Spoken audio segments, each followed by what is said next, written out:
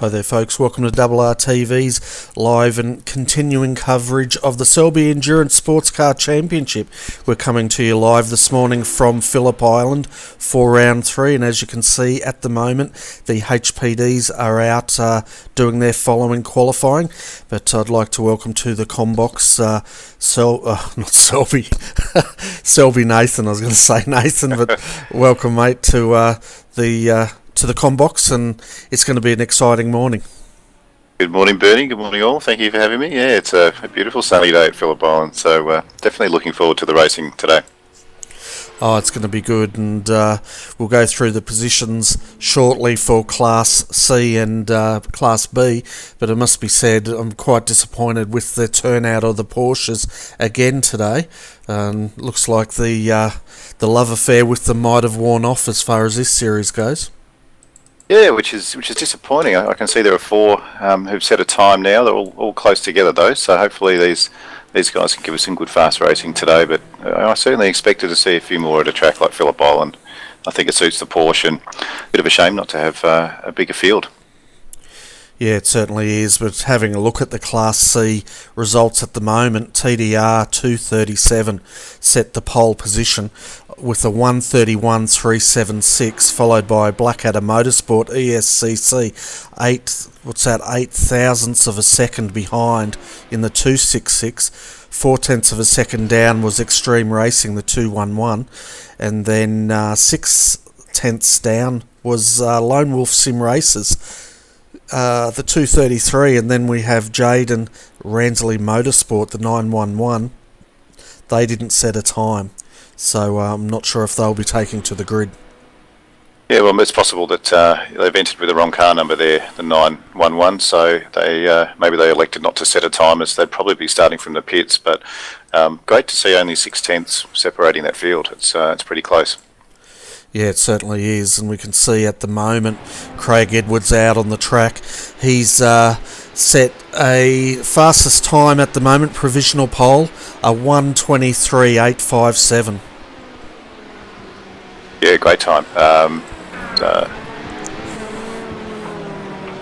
It was 1:17.96, I think, Bernie, but only 2.5 tenths ahead of Gary Hamilton there in second at the moment, and Joseph Fabian pretty close behind, so it's a pretty tight battle. Yeah, it certainly is, and we'll see how they all stack up. It was a pretty good battle last time. They all came together at the right time, the final hour, and had a very exciting finish. Yeah, it was some exciting racing, and I think a track like Phillip Island will produce an exciting finish as well, especially when you look at the times as they are now. Even I think the top 10 cars are only separated by a fraction over a second, and I think we'll see that gap narrow as this session continues. Yeah, definitely, and I'm just going to adjust our volume down a little bit on those cars because they're extremely noisy at this hour of a Sunday morning. All the residents of Phillip Island and the penguins down the bottom corner don't mind. They're probably used to it by now. Yeah, I'd say so. They'd all know to go for a big long swim. But having a look at our track map today, folks, Phillip Island, as I said, total turns 12. The weather's clear out there with a track temp 33 degrees Celsius, so it's reasonably cool. But the air temp is very cool with 18 degrees Celsius, so that's going to be interesting as far as how long it takes to warm the tyres up around here, I think. Yeah, I think we'll see that the 36 degree track temp, it's reasonably warm, so there'll certainly be a few cars that'll struggle with tyre temperature and tyre wear if they're not running a good setup here today. Yeah, exactly right, and we saw a few of the Audis spinning earlier, and you were saying off air that there's a bit of a new wing update to those cars, so that could prove interesting as well.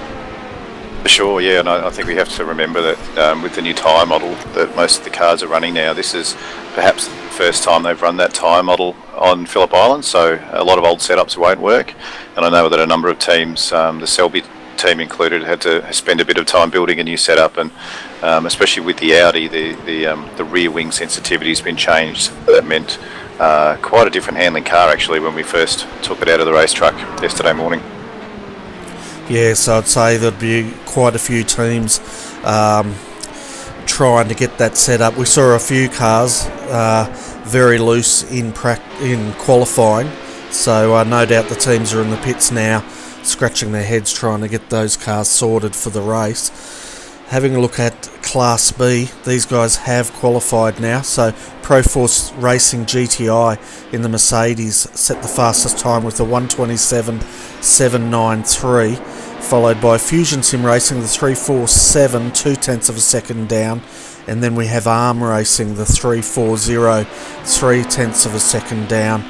Starting out of fourth today will be the 366 Blackadder Motorsport, and then we've got the Selby com.au Racing GT3 set a time 0.3 of a second, very close. In fifth position, 6 Blackadder Motorsport, the number 67. So it looks like those guys have entered with the wrong number as well today. Seventh will be Lone Wolf Sim Races, the 323. Eighth, 393 Swift Racing, and ninth, 348 Fusion Sim Racing, and then rounding out your top 10, the 322 Tryhards Racing 1. Yeah, nice strong field there, Bernie, and the times are all pretty close, so I think we're going to see a pretty competitive Class B today. Oh yeah, it's going to be pretty good, and I'm just trying to get a link to our penalties here, and there's quite a few penalties already being issued, so there's going to be a number of cars starting from pit lane, and one of those cars is the 211. They entered with the wrong number. So pit lane start for them, the 314 also pit lane start, wrong number. I'll just read them all out. The 118, the 212, 348, 103, the 116 and the 298. All those cars will be starting from pit lane. So that's 8 cars. Yeah, it's a big chunk of the field. We saw the same last round as well. We thought perhaps it was just a few new drivers or new teams that maybe haven't spent enough time looking through the regulations and making sure that they follow the rules and entering practice sessions in the race with the right car number. All exactly right. It sounds like it might have caught a few people out. I wonder if daylight saving caught anybody out. Yeah, that's also another one. I think I had to double check my alarm this morning, Bertie, to make sure I was up and got my coffee here ready to go. Yeah, I'm sipping mine as well. I'm slowly waking up, and we better wake up, I guess. We've got 5 minutes till the race starts here. Yeah, it's and yeah, I think we've got qualifying coming to a close nearly for the leading class here. Yeah, definitely. And at the moment, Craig Edwards, they're still sitting on provisional pole. 1:17.872 is the fastest time for those guys, and then we've got Gary Hamilton. It looks like he's last time he didn't get a time, so he probably had an off track, I'd say. Daniel Benefield in the 1:01, also for Redback. He's sitting in third at the moment, and he didn't set a time last lap either. And then Colin Schweck did, and this car set a time of a 1:18.322. That was their fastest lap time last lap through. Pretty close field there, Bernie, and I can see a couple of guys out there have done 3 or 4 laps on this stint, so they'd probably like you to come in shortly and do one last flyer before the flag drops. The tyres will be getting a bit hot after 4 or 5 laps on a stint. Yeah, so some of the viewers want us to call out those numbers again of the cars that are starting from pit lane. So that's the 211, and they will be starting from pit lane. The 314, the 118, 212, 348, 103, 116 and 298 are all starting from pit lane.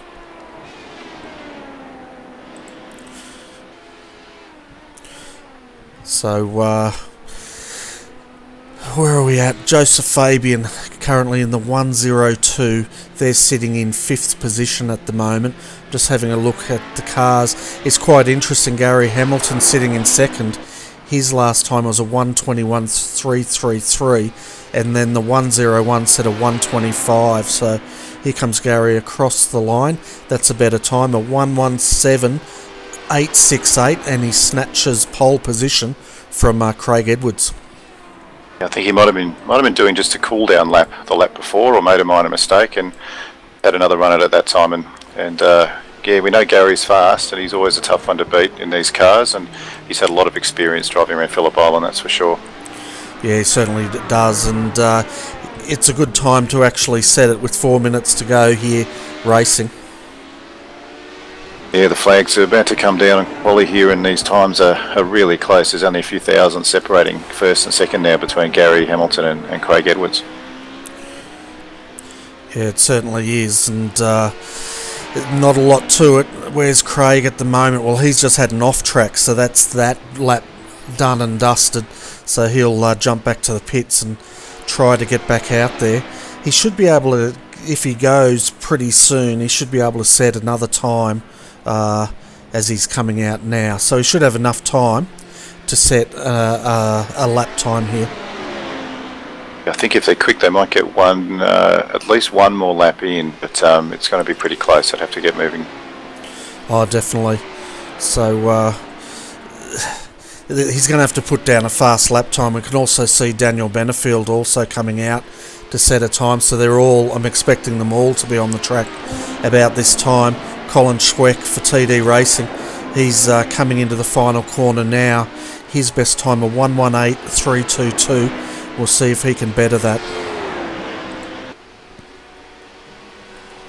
A very tight field, and I love these situations at the end of qualifying when you know you've got to come out, all the pressure's on, you've got one more lap to get it done, have to make no mistakes and go for the fast time. It's really separated some men from the boys, I think, being able to lay down a lap with that sort of pressure. Oh, definitely. It's a lot of pressure too, especially in team racing. And Colin Schweck there, he did not improve. He only set a 1:21.796. He's taken that car straight back to the pits, and it looks like they're exiting. So that's their qualifying done. I guess at this point they're racing back to get these cars set up. Gary Hamilton also looks pretty confident. Well, Colin just made a liar out of me. He's jumped back in the car. Gary Hamilton looks confident. They've taken that car back to the pits, and with the time of 1:17.868, they're the only car in the 1:17, so they would feel confident, I think. But here comes Craig Edwards, and just trying to work out where he is. He's just started his lap. He's just come through the turns 2, I think it is, 2 and 3. Yeah, Craig, they're the other car that's in the 1:17 set, Bernie. So they're only a few thousandths behind Dynamic Sim Racing 4. They're pretty quick cars actually, and we're still again seeing about 1 second covering pretty much the entire field here. So some very tight times. Yeah, it certainly is, and we'll see if Craig can improve. Daniel Benefield, he's just coming through. Where is he? Siberia? Yeah, Siberia, I think he is. I should really get a track map up, shouldn't I? So I can call these.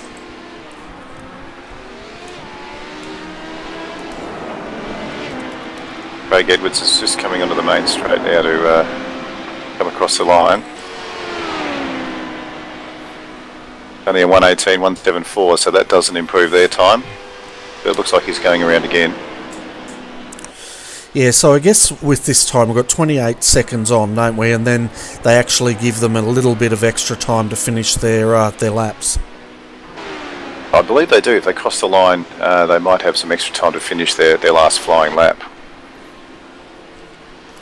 Yeah, I think they give them about a minute and a half, maybe 2 minutes.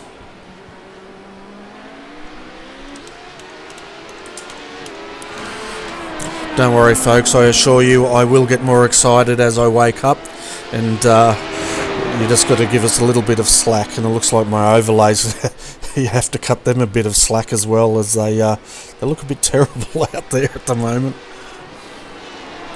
Like Gary Hamilton's made a mistake, so that'll ruin his lap at the moment. Craig Edwards in second there for Fusion Sim Racing is just about to come onto the main straight to finish his lap. Yeah, so we'll see if he can improve 118.175. His best time of 118.089. And if he's had a fast one, we'll see right now. And yes, he did 117.813. And he snatches pole from Gary Hamilton. But Gary's on a flyer at the moment. And we'll see how he goes. And just coming over Lukey Heights now. And into the final corners with 58 seconds to go. So he will finish. And we'll see if he improves. What do you think, Nathan? Do you reckon? It looks like he's run wide on a couple of corners here. So unless he pulls something magical out of the bag, I think Gary might finish in second. But still a great starting spot for a 10-hour race.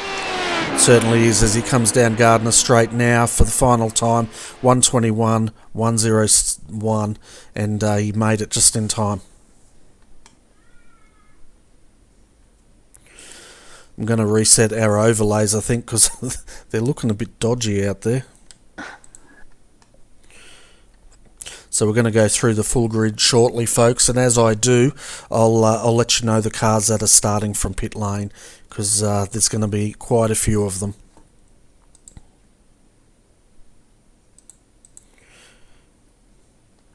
Okay, I'm just about ready.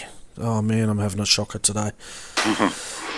Okay, so let's go through the full race results here, folks, and we'll let you know which cars have black flags as we go through them. So, where are we? Grid. Oh my goodness me. Okay, so Dynamic Sim Racing will start out of pole position, followed by Fusion Sim Racing, the 347, and then we have three. I don't know if that's the right grid. I don't think that is the right grid. The threes there, class C, I thought. I think they were Class B, weren't they? Yeah, it just doesn't look right. Sorry, folks. I'm just trying to get organised here.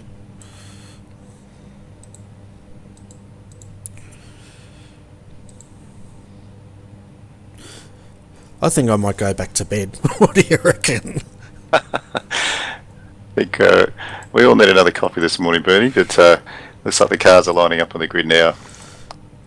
It definitely does look like they're lining up on the grid. So let's have a look at our grid. I think the reason it's mixed up, and we'll do the grid when they're doing the rolling lap, and I reckon it's mixed up because we've got cars that are starting from pit lane and they're sort of just messing things up a little bit. That's going to be my excuse, folks. But we will tell you while we're waiting the cars that are starting from pit lane. So while they're circling around here, so Ryan Bodley will start from pit lane with the 211 Extreme Racing Motorsport. They had a wrong number entered. Also, the 314 will be starting from pit lane today, and I'm just trying to find them out there. I think they're actually starting in the field there, Bernie. We might have to have a look back in the pits and see what physical cars are in there. I think there was only 4 cars starting from pit lane. Yeah, you're right. I was reading out Road America. So the 237 starting from pit lane today, and followed by the 166. So both of those cars pit lane start for wrong number. It's interesting though, the 67, that is Jake Fox Blackadder Motorsport. They've got a pit lane penalty plus a drive-through, and also the 911. We mentioned them, didn't we, at the start? And that's Jan Ransley Motorsport. They will be starting from pit lane as well. But let's get back to calling the grid, and so you can see where your favourite drivers will be starting. So Dynamic Sim Racing will start from pole position today, followed by Fusion Sim Racing in second. Blackadder Motorsport will start out of third. Fourth is Fusion Sim Racing, followed by Razorback Racers. So my grid's still very mixed up here because we're seeing Class B, so I'm just not sure what the heck's going on. But I'm just going to read them out, I think, because our grid's just playing up.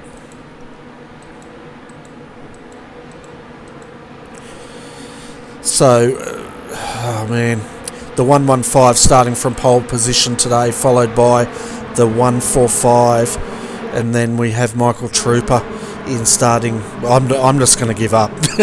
Reading the grid, it's just not working for me today. It looks like we've got the 145 Fusion Sim Racing in pole, followed by the 118 Dynamic Sim Racing 4 in second place. The two Redback cars, the 101 and the 102, and TDR Dynamic Sim Racing 2, 1 and 3, followed by the VPR 166 and Redback Racing. We're about to get green by the looks of it, Bernie.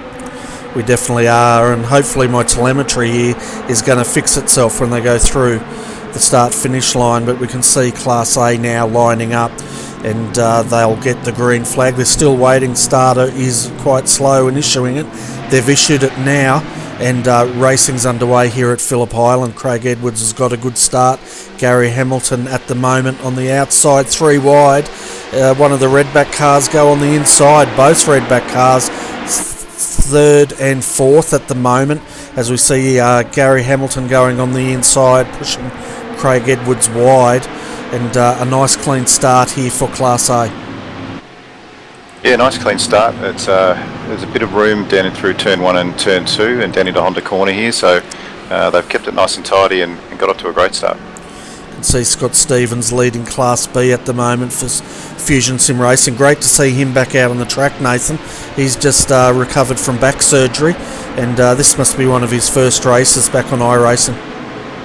Yeah, and he was running this essentially the same series here last year and didn't get a chance to race in it, so it's great for him to be able to come and compete. Certainly is. 9 hours 58 minutes of this race to go, nearly at the halfway point. No, I'm not that half asleep. Yeah, the Class B cars are getting a good start, and they've already developed some nice gaps there between some of these guys. It looks like Carl Jansen there is doing well. Scott Stevens is leading the way and running well. Certainly is. We can see now the cars that had to start from pit lane starting to make their way through. One of the HPDs is Trevor Forster VPR. He's already up to the Porsches and starting to make hay. But I tell you what, it's going to take him a bit of time to catch up to Class A, and he's going to have to watch himself, isn't he? Because he doesn't want to go down a lap. That's right. Yeah, if he wants to get to the lead group as quick as he can before there's a safety car.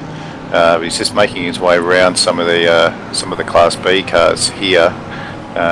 It's pretty hard to pass cars around tracks that have narrow corners. Phillip Island's reasonably wide, but there's still a bit of skill in endurance racing and being able to let yourself being overtaken safely and not lose any time. So the Class B cars here are doing a good job, and it looks like Trevor's being nice and patient as well, which always makes for safe racing.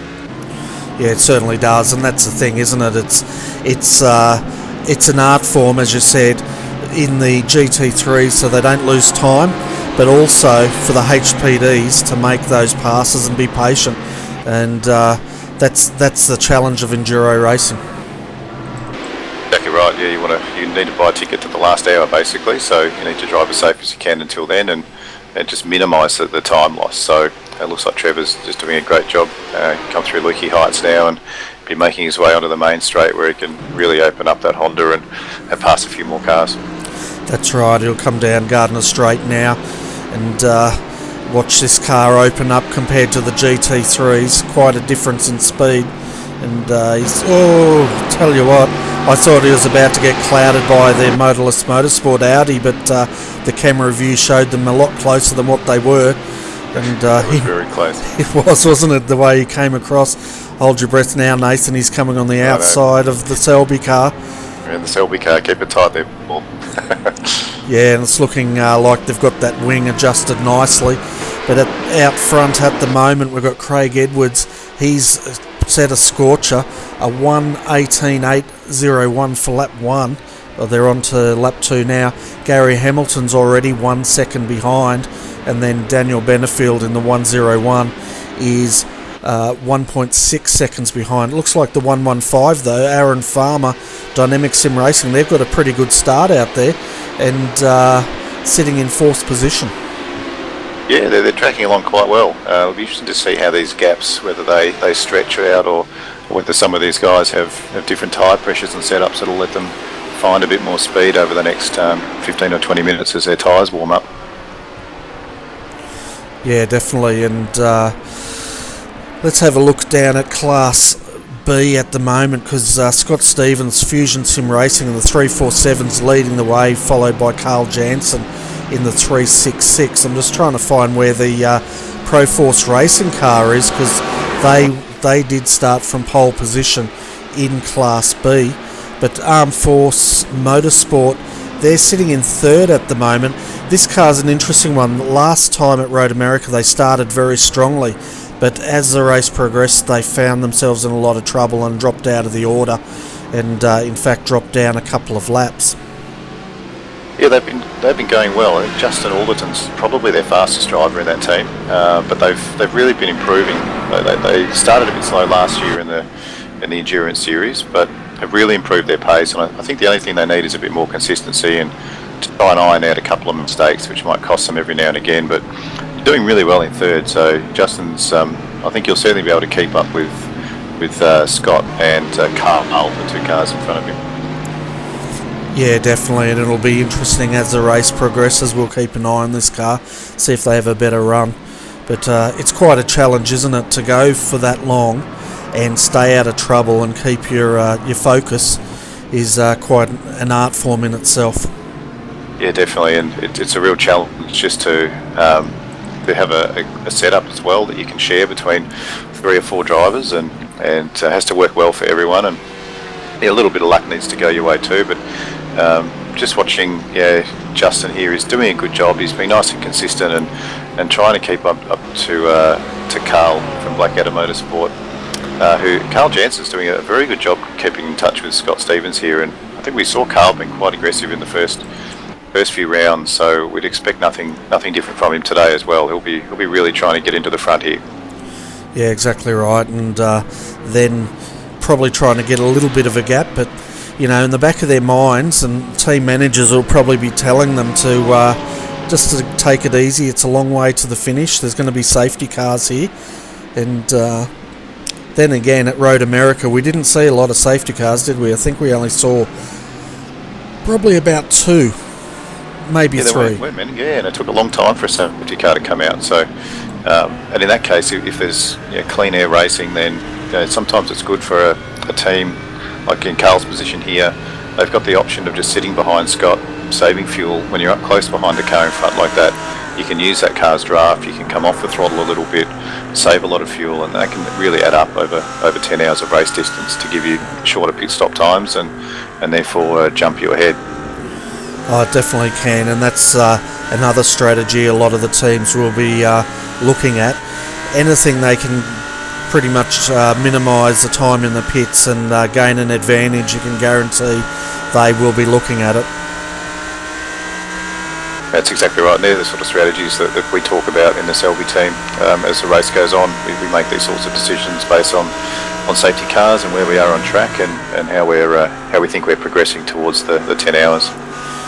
Yeah, and he's just taken that lead, and Scott backed out of it. There's no point rubbing panels at this time of day. That's right, yeah. And Scott's a smart racer. He'll know that there's no point getting any damage. It might be better for him just to sit behind Carl for a while. And the other thing is that Carl might be their best driver. Usually most teams will open with one of their faster drivers, so it's possible that their next few drivers may not be quite as quick as Carl, and that will let the Fusion team catch back up and regain the lead. So we might see the lead changing a number of times in all the classes today as different drivers swap in and out of cars. Yeah, definitely, and I'm just having a look here at the moment. 9th in class, the Proforce Racing team. We're going to have a look at a replay in a minute to find out what's happened to this car, because they were starting from pole position. They've got a bit of a bent up rear wing here as well, and let's find out what's happened to them. Doing a good job to catch up there, and Ross Rizzo is a pretty fast driver. He's really gained some speed in the last 12 months, so I certainly wouldn't be surprised to see them catch right up fairly quickly.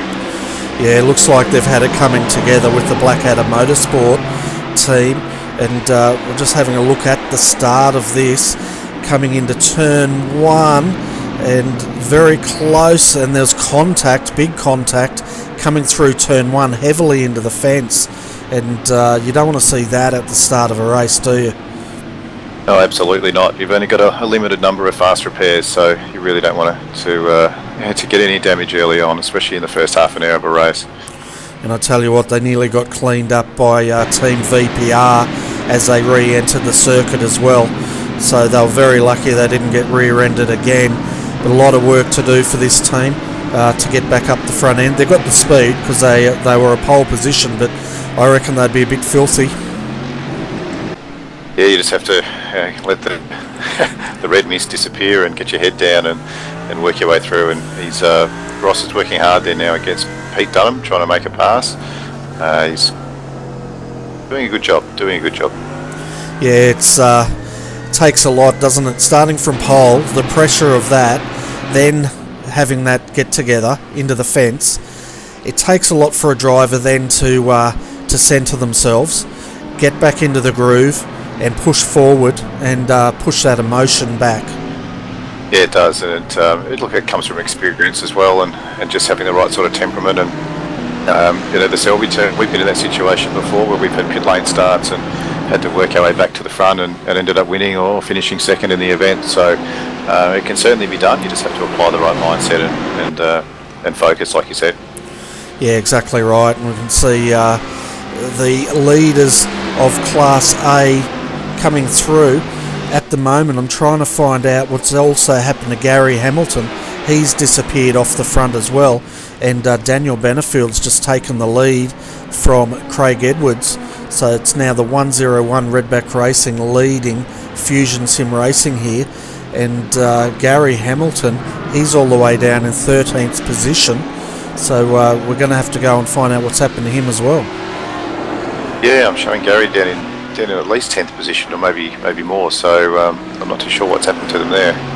Okay, he's actually come into pit lane on lap 6 to pit that car. We've actually had a few come through. I'm just trying to get a time, but let's have a look.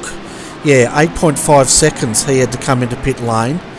And we've also had Jake Fox in the 67 also come into pit lane.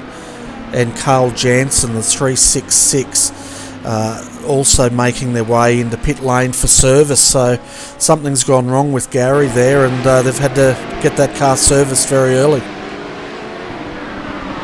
Yeah, that puts them out of pit sequence with the rest of the field as well, which may or may not be a bad thing.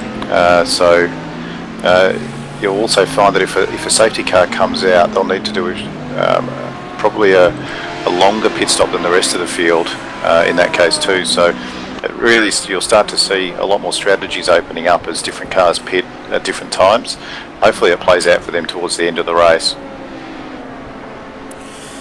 Yeah, definitely. We just had some news from the Blackadder Motorsport team, and the 366, they actually started on quali fuel, so they didn't fill her up, and they've had to bring that in early to give this car a full tank of petrol. So that's a bit of a mistake, and one of the things, we were talking about that can catch you out on these enduro races. Oh, absolutely. We've all done it. I think we've done that as well, but possibly explains some of the speed at the start there as well. So now they've got full fuel. We can have a look at some of their lap times and see how they settle in, but they've still come out in a reasonable position there. So just behind John Ash of the Raging Bulls. So Carl will be working his way forward again through the back of the field. Yeah, definitely, and he was probably thinking at the start, well, this car's racy. Oh, we've got quality fuel in board, and straight into the pits. You can see at the moment Craig Edwards, he just passed his teammate of Scott Stevens, the leader of Class B, as they come back down onto Gardner Straight, and already they've completed 10 laps here at Phillip Island. Yeah, it's going quickly. It's a sort of racetrack that really doesn't give you much of a break as a driver. And even the main straight, Gardner Straight, is not all that long, so you don't get too much of a breather before you're into the corners again, and it really demands a lot of focus. So for an endurance race, it is a tough circuit to race on. It certainly is, because it's a high-speed circuit. probably the highest speed circuit we come to, arguably, in Australia. But then you've got those really heavy braking hairpins that also test your car and the driver. It must be pretty hard to sort of set up, because no doubt they're going for a very low downforce on these cars. Yeah, it's a tough track in that regard. You find that you need the opportunities for passing are reasonably few. You've got Gardner Straight, obviously, and the run into Honda Corner are probably the two best opportunities, and for that you want a really good exit, but you need good rear grip, and you also want a low wing if you can get it. But the problem to counter that is that a lot of the corners really need a good pointy front end. You need good balance in the corners, and the corners are off and on camber as well, so it's quite a difficult track to get a good setup for. Yeah, it definitely is. And folks, if you've got your notebooks out, scratch down the top speed for Class A, 287 kilometres an hour at the end of Gardner Straight. And as we go through, I'm going to do that for the other cars, and we can compare the top end speeds, which should be quite substantial. Right, surprised, Benny, we haven't had a major accident yet so far. It's been quite clean racing to this point. It's really good to see. Certainly is. Apart from that that coming together of Proforce and Blackadder Motorsport at the start, it's been very clean racing out there. Really, Proforce were lucky that two things. One, that they went into the tyres, and two, they didn't come back out on track. But Daniel Benefield at the moment, this car, they're having a lot of trouble with their internet all of a sudden, and he's flashing and jumping all over the track. This is going to be interesting. We have seen in one of the Enduros, he's got a lot of trouble all of a sudden in that car. Yeah, they're disappearing from the track and what we call blinking, so hopefully he doesn't lose his connection, or they will have to take a pit lane here, but he's still on track there. It's very disconcerting for other drivers around as well, so especially when you're following a car like that, you're trying to focus on your racing line, you're trying to focus on your corners that are coming up, and if you're close behind a car like Daniel's that's blinking away, it is very distracting and makes it really hard to focus. Oh, it certainly is, and you can see him doing the Back to the Future trick here. All we need now is flames up the road, and we'd have a very good reenactment. Craig Edwards has got a great run out of that last corner. He's right up behind him here, and the problem is they're also trying to get past a bunch of Class B GT3 cars at the moment as well. So some pretty hairy racing looking on board from Craig Edwards at the moment. Yeah, it certainly is, and we were watching Daniel Benefield there, going on the inside, going on the outside, anything he can do to get past as they go past another one of the Porsches here. Now coming onto Gardner Straight, too wide, and tell you what, Daniels, he's not holding back, is he? No, he knows that he really has to get a move on and get through those cars quickly, or he's going to give Craig Edwards a great opportunity to get up and make a pass. I tell you what, that must be scary as anything, being in a GT3, or as we see in the background there, Blackadder Motorsport going big time off through the infield on Doohan Corner there, and I was expecting him to continue, but he's pulled it up. That's Carl Jansen. Yep, I mean, Carl will be pushing hard to catch back up after starting on the quali fuel, so that's one of the dangers too. You can't get too aggressive, you just have to take your time and work your way forward and forget about the mistake you made at the start. Exactly right, and we're having a look at the replay now, folks. He tucked in behind, it's a hard one. It gave, that little disconcerting wiggle you get, and then it snapped. So I guess that's the equivalent of a motorbike throwing you over the handlebars. Oh yeah, the good old death wiggle. I used to get that in the Porsche, and the Audi was well known for that too, but thankfully the new tyre model really makes the cars a lot more controllable and driftable, so if we're on the old tyre model, I think that car would have been toast. Yeah, well, he was lucky he had such a big runoff, but at the moment, Scott Stevens, all of a sudden, he's got a huge gap, and looking well in control here. Paul Mansell is in second at the moment for Selby, so you must be happy with that, Nathan. Yeah, been keeping an eye on Paul there. He's worked his way up, past a few cars. I think it's just a minor contact, rubbing some doors, getting past someone before, but they seem to be doing a good job there up into second now, ahead of iRacing. Justin Alderton in third, not far behind, only a couple of seconds behind. And Ross Rizzo now in Proforce Racing in fourth there at Class B. Seems to have caught up to the back of that pack. He's not that far behind either. Yeah, that's a great recovery, isn't it? We're having a look now at the Selby car coming down the straight. Scratch this into your notebooks, folks. 265 for the Audi. Very, very touchy there going through Derwin Corner, though. You can hear the tyres protesting a little bit. Yeah, no doubt. Paul's pushing hard at the moment to keep that Selby car pointed towards got there, trying to catch up to the Fusion Sim Racing car. He'll be working the car hard, but I think the good thing is now we've had 20 minutes of racing now, so I think all the drivers should be getting into their groove, feeling comfortable, getting a good feeling for the balance of the car. Doesn't matter which class you're in, you need to have balance, and he'll know where he can push and where he needs to be a little bit careful. Oh, exactly right, and as you said, it's all about getting into that groove. Now, lap 15, their breakfast, if they've had any, will have settled, and so will have the butterflies, and they'll just have eyes forward. You can see at the moment Darryl Bull out there in the 323 Lone Wolf Sim Racers Audi, and that car's looking immaculate, and sitting fifth outright. For the viewers at home, if you're wondering what the numbers mean, the number with the yellow background, that's their outright position. The number with the blue background, that's their class position. So that's just making it easier for everyone to know where everyone is in the different classes.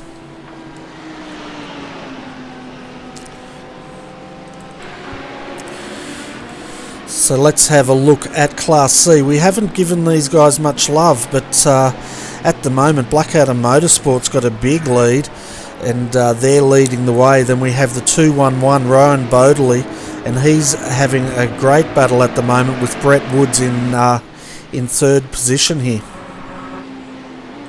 Yeah, they're really going at it. It looks like Alexander Sheridan's just jumped out to a handy lead, I think of about nearly 20 seconds there over Ryan, but yeah, Brett Woods is right up behind, and they're having a ding-dong battle there for that second position. Yeah, they certainly are, and Tim Ballinger's right behind them. These guys are battling, and while they're doing that, they've got the Class A and Class B cars going through. We can see Carl Jansen there and threading his way, and the Porsches there holding their lines, and, as they should. And yeah, like there was nearly a bit of contact there, Bernie, between Carl and Brett, I think. There certainly was. Carl had to back right out of it, and this becomes an art form, doesn't it? Because the Porsches, they have a very high top-end speed. I think they're a little slower now with the new updates, but they can still hold it with the GT3s. As we've got Team VPR on the outside, Carl Jansen on the inside. Tell you what, Brett Woods, he doesn't know where to look at the moment. Well, Brett Woods there, he's looking quite confused. It's a difficult situation where you've got three different classes of cars diving in and out of one another, and here he comes. He's got a good run up now. He's really closed up behind Ryan, and Ryan's made a mistake and just slid wide in that corner there. Yeah, we'll have a look at that. He is diving on the inside. He went really wide into the dirt, and I wonder if that had anything to do with it. He's dived on the inside to cover himself, gone across the ripple strip, and locked the front wheel. So I think he got a bit flustered there with not only all the other cars swamping him, but also trying to defend Class C's position. Absolutely, you can see some aggressive driving from the other class cars trying to get through there. Very nearly hit Carl Jansen in the rear end, so everyone was lucky to get away with no damage then. Yeah, they certainly were, and as Tim Ballinger now comes onto the front straight, folks, here's another one to add to your notebooks. Let's see what the Porsche gets. I reckon they're going to be faster. They already are faster than the GT3s. He's up to 273 kilometres an hour. Yeah, I'm seeing a max of 274.6 on my telemetry here, so definitely a little bit faster in a straight line than the Porsche, and that's what can make it quite difficult when you've got two classes who are reasonably close in lap time here, and one class might be faster in some aspects of the track and vice versa, so it can make for some exciting racing like we've seen in the last lap. It certainly can, and that's why we can see the GT3s being aggressive through the corners, because that's where they're going to be able to get the Porsches under brakes through the cornering. But if they don't get them there, they've got those straights and they're just going to watch the Porsche pull away again. Yeah, the Porsche will have to brake a lot earlier, so the GT3s can really win under braking and with cornering speed, but the Porsches have got some great rear grip for exit and good top end speed, so it can be difficult in a GT3 car if you're following up closely behind one of the Porsches into a high-speed braking zone. You have to make sure you've pulled out and made some room before you start braking, because once that Porsche gets on the anchors, you can approach the rear of that Porsche very, very quickly if you're not ready for it. So, yeah, they're doing a good job to keep out of each other's way so far, but the track's looking quite busy at the moment. Everyone seems to have spread out quite a lot, Bernie, and there's quite a bit of action going on all over the place. Oh, there certainly is, and we're having a look at the moment. Eric Thorpe in the 393, and he's sitting in 29th outright at the moment, 12th in class, so a lot of work to do for Swift Racing. And we're sort of used to seeing these guys in the Audi where we were last season. They've decided they're going to jump into the Mercedes, and swapping cars does take a lot of work, doesn't it? Yeah, it can actually. It's the Audi and the Mercedes are quite different cars to drive. The Audi was, I guess, a lot more similar to the Porsche that we used to use in GT3. The Mercedes it feels bigger and it feels softer. It's a rear-wheel drive car, so it's quite different. But look, the guys at Swift there, Eric and his teammates, have really come on quite strong. They're a good, quick team. They've got their head around the car, and I'd expect to see them more at the pointy end of the field by the end of this race. Yeah, exactly right. As Daniel Benefield, the Class A leader, I tell you what, he does not take any any prisoners. He takes a lot of chances there as he dived in between two cars there coming into Lukey Heights. We might actually catch that replay, but we're going to catch it from the cockpit. And hold on to your breath, folks, because this is going to be an interesting ride.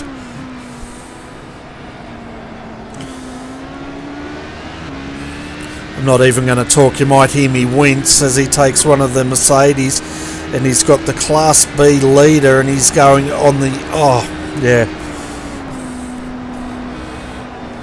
Sorry, I said I wasn't going to talk, folks, but I'm a commentator. I don't know when to shut up.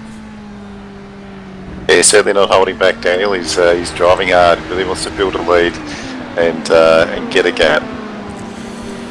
Yeah, and the gap's 3.9 seconds, and the 137 TD Racing's now come up into second position, and 117 is in third, so we'll have to find out now what's happened to Craig Edwards, because he's dropped down to fourth position and 7 seconds off the lead.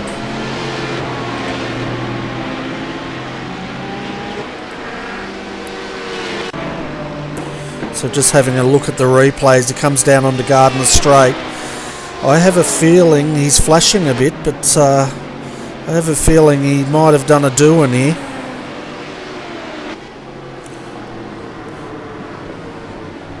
No, he's doing good. There's the first dad joke. No, he's not. Around he goes, turn two, and spins it. So, spoke too soon. Yeah, little mistakes can cost you quite a bit of time. So it's important for these guys to try and keep it tidy, try and keep it clean, and not have little spins like that. Yeah, and he's dropped now 8.89 seconds, so it'll take him a bit of time to get that car back up to speed. And the tyres will be clean, but saying that, you can see quite a few rocks now starting to appear, and it's quite an interesting feature. All those white specks, folks, that's debris. Yeah, and it can definitely affect the racetrack as well. When cars drag dirt and dust onto the track, it does make the surface a little bit slipperier. So there are certain corners at Phillip Island here that can be quite treacherous if someone's going to drag a lot of dirt across them. Yeah, for sure, and we'll definitely see that build up. We saw it at Road America in the final hours. The drivers had like one line in some areas, as we can see now. Joseph Fabian in the 102 threading his way through, looking a lot more conservative than his teammate, but yeah, his teammate's leading at the moment.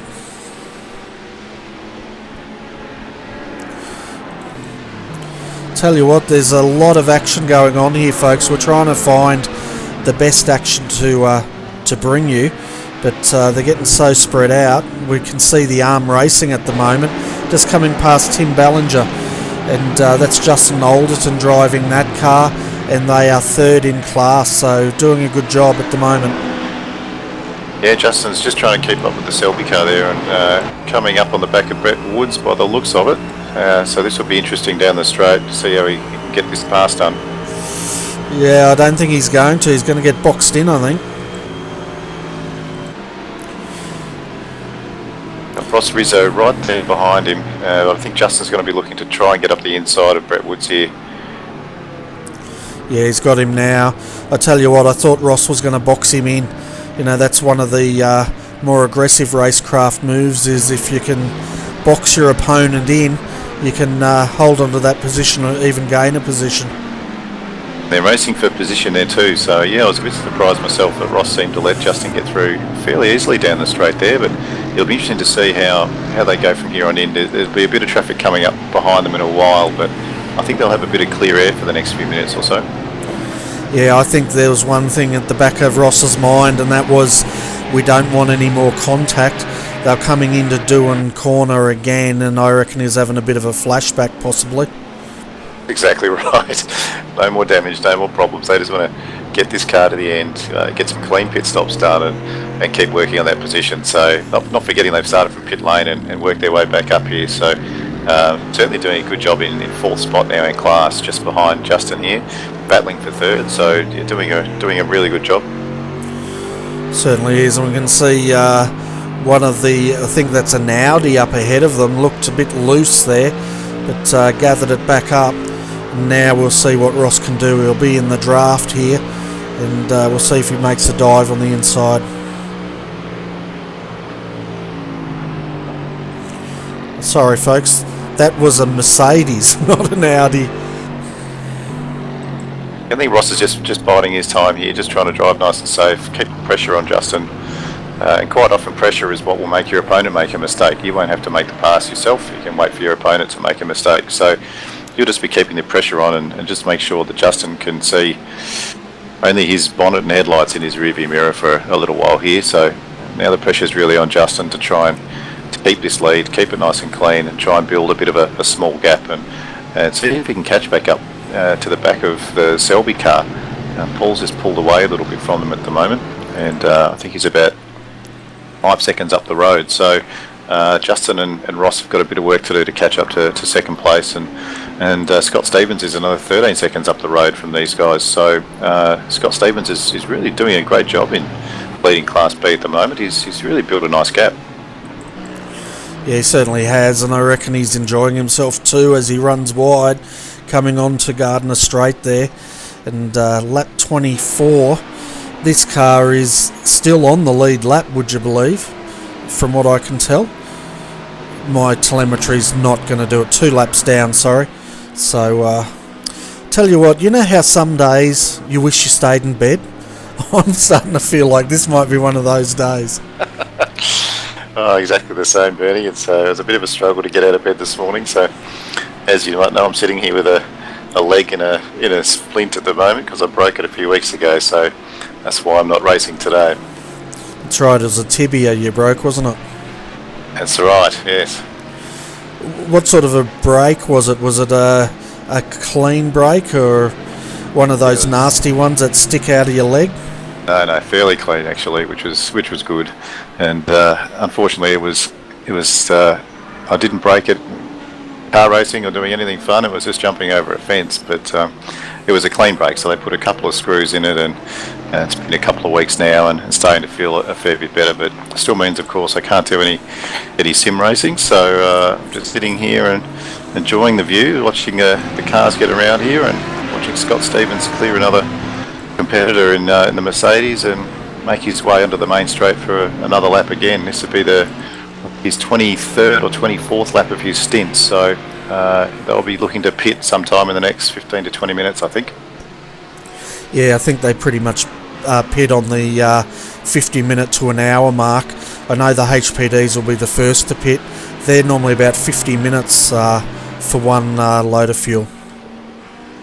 Yeah, they usually have a slightly shorter stop. I think most of the GT3 cars will be trying to last the hour, and with a few safety cars here and there throughout the 10-hour race, then they should be able to stretch to about an hour for a pit stop.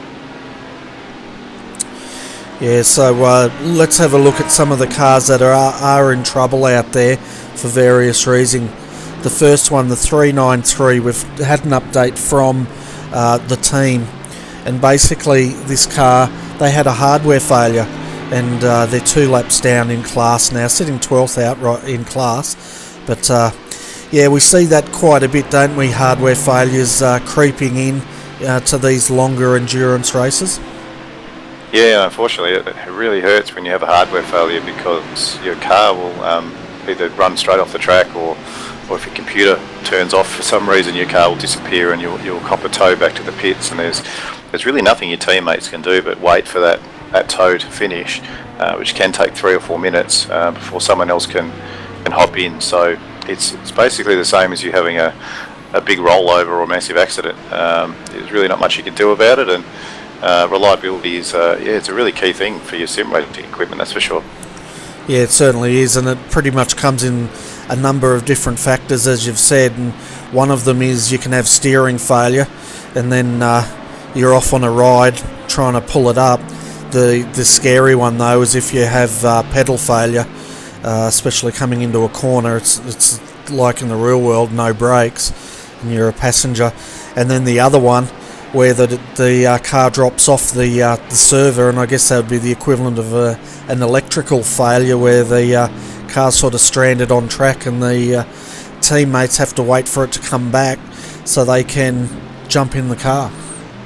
Yeah, very frustrating, especially for big races like this, where the results can be really important for a team, and especially if you're nearing the 10 or 12 hour mark of a race, and you're in a good position and you have a failure, it can be extremely disheartening. So you really want your sim gear to be reliable, and I think for my own computer, I remember I changed all my BIOS settings to make sure it was on safe and slow mode. I'm not overclocking anything, not tweaking anything. I just want it to be reliable and get us to the end. Yeah, well, that's a trick, isn't it? And Swift Racing has said their dramas here are continuing, and no doubt they'll be trying to get Eric in at some point, get another driver in, because of course once they do that, the other drivers using different equipment, and things can start looking up at that point. That's right, yeah, and it can buy you time to try and investigate your problem and sort it out. But and see Eric still circulating there and doing some reasonable lap times. I think his last lap was a 1:29.9, which is pretty good. Anything in the 29s at the moment for Class B seems to be a pretty good pace. So he's still putting in some decent lap times at the moment. Yeah, he certainly is, because the race leader, Scott Stevens, well, the class leader, he's time 1:29.467, so about 5/10 a second faster than Swift Racing, but they're in the ballpark there, and they'll continue on. They also corrected me on what car they were racing. It was actually the BMW, so there you go. Oh, that's right. I think the BMW is probably a lot more similar to the Mercedes in the way it drives and handles as well, so not a massive change for them, but the Mercedes certainly seems to be the pick of the GT3 drivers. If you're going to choose a car to run a whole series or a whole year with, I think the Merc is probably one of the strongest cars at the moment, so it's certainly a popular one out there. Yeah, it certainly is. A lot of drivers love it, and they say once you get used to it, it's a great car to drive. and quite predictable. Me personally, it's a bit too wide for my liking, and that's just me. I don't like big, wide, heavy cars. It's probably not heavy, it's just wide, isn't it? That's wide, yeah. It feels heavy in the way it drives. It just drives a little bit differently, but it's a comfortable and nice car to drive, and certainly when it's dialed in, it's quick in a straight line, and it corners well, and it's pretty controllable too when you get sideways in it. So yeah, it's a good car to drive. We enjoy it, but for the moment we're just sticking with the Audi in the Selby team, and the new tyre model's made a big difference to it actually. So it's been a big improvement. Yeah, they reckon though the new adjustments on the Audi have affected it, but you just said it's a big improvement. One viewer there said they reckon the balance of power now has broken the Audi again. Yeah, well, it did definitely affected the rear end of the Audi, especially with the rear wing. So we'll have to do a bit more tuning on it to see how it goes. But hopping into it since after this last round of adjustments was it was eye-opening. It really oversteered a lot on corner entry, and the rear wing was far more sensitive than it was before. So previously, at every track we ran an A wing, the lowest wing possible. But these days, I think we're gonna see teams using different wing levels on the Audi again, and rear wing working like it probably should. So it'll certainly take a little bit of getting used to. Yeah, it certainly will, and that's another challenge, isn't it, for sim racing, especially around iRacing. They do a 3-month update release, and generally if you were in real world racing, you'd be driving to a specification. You could tune your car in over the course of a year, and there wouldn't be a lot of changes as far as the tyres you're running or the wing settings or suspension. It'd all be reasonably controlled, where in sim racing it's a moving target where things can change drastically from release every 3 months.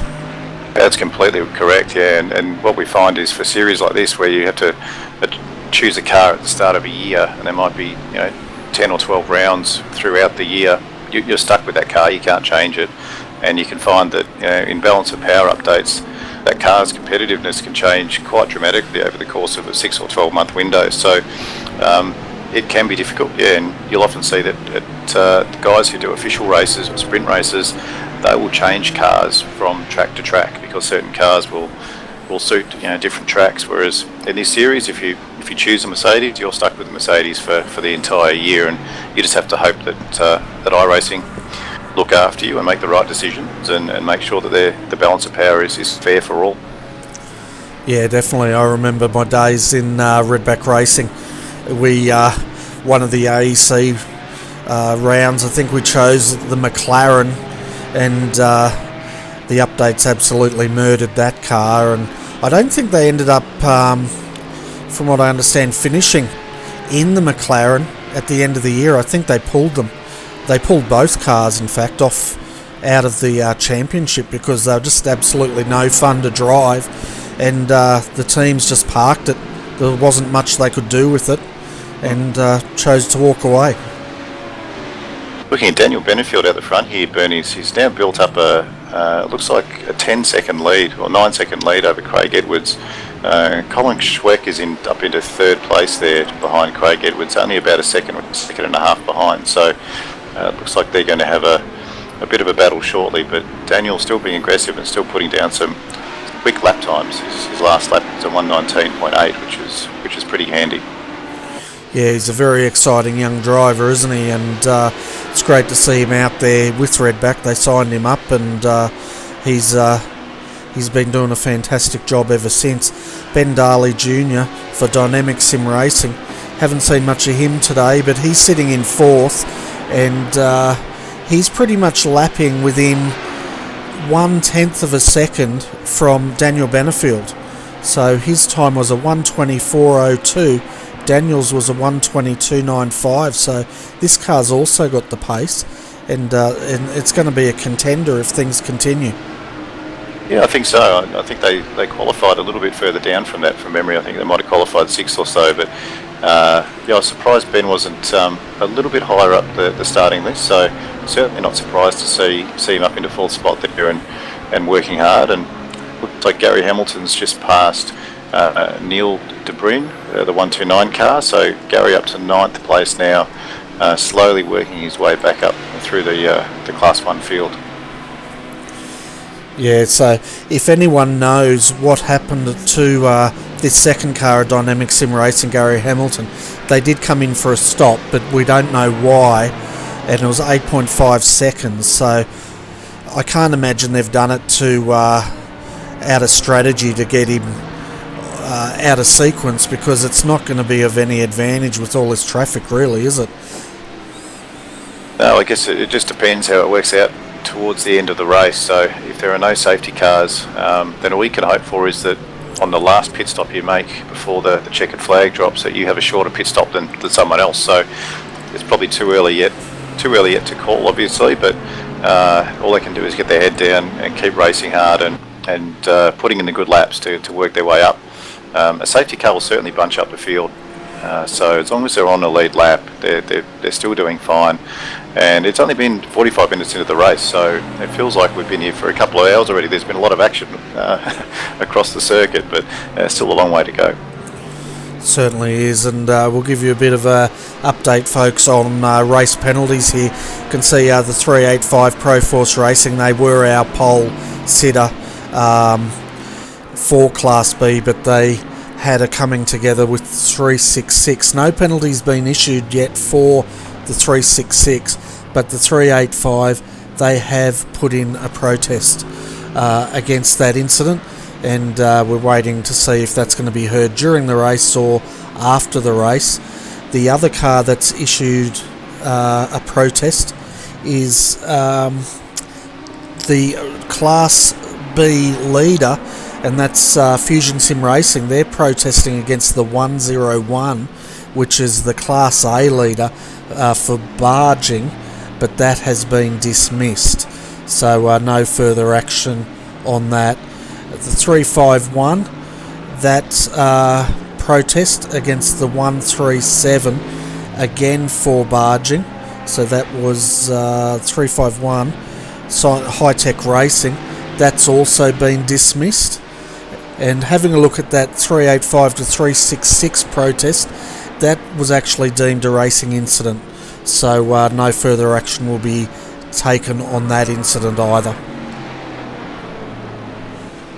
Just looking at the 385 here, Ross Rizzo is certainly laying down some quick lap times. His last time was a 129.1, and that was a 129.13. So he's gaining some ground on Paul Mansell in second and Scott Stevens in first position there for Class B, and I wouldn't be surprised in the next 4 or 5 laps to see him up to the rear of the Selby car here. The way he's driving, he's really got some good speed on, but his gap to first place there to Scott Stevens in the Fusion Sim Racing car is at 12.7 seconds. So I'll keep an eye on that for the next 5 or 10 minutes and see if he makes any ground.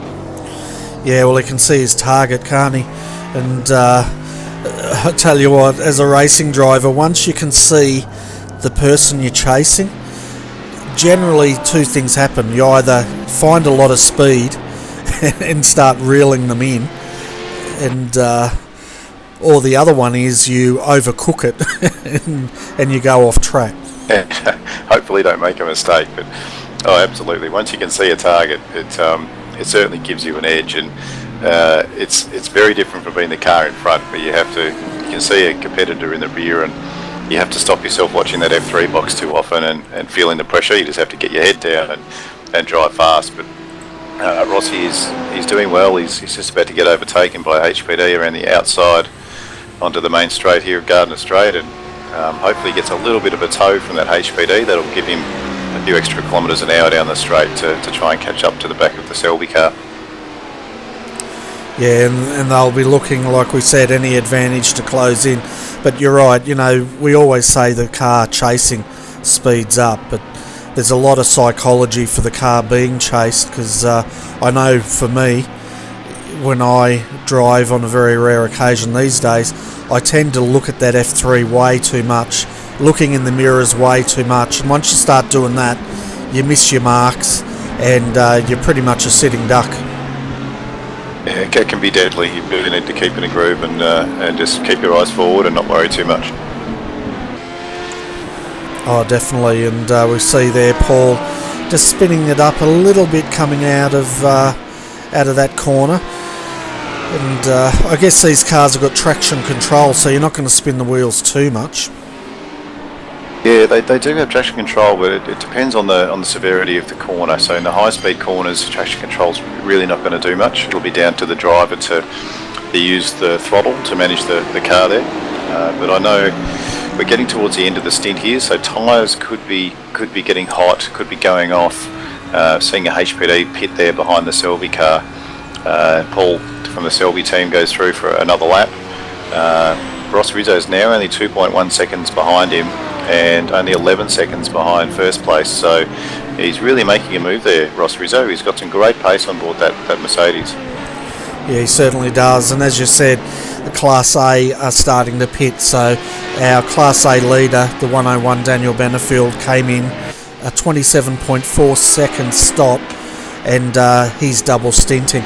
Also, the 137 came in for their pit stop. They're fourth in class now. 30.6 seconds was their stop. And Colin Schweck is also double stinting. Gary Hamilton finds himself moving up to fifth now.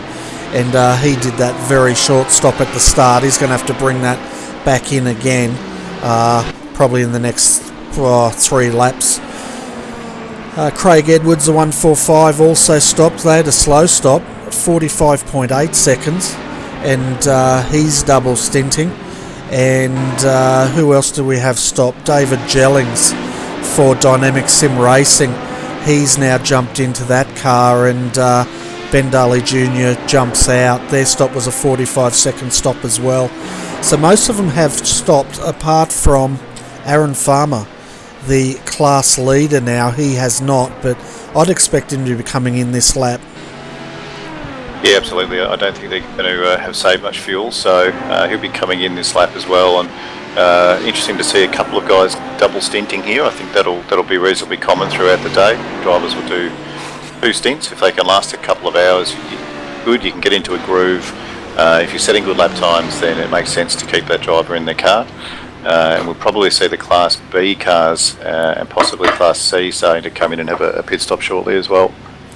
Yeah, I'd say the Class B ones will be probably in the next, well, they've been going now for 51 minutes, so the next couple of minutes they'll start coming in.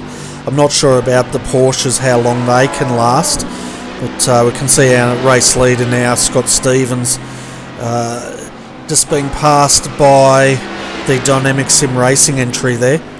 But it's interesting about the drivers double stinting or single stinting.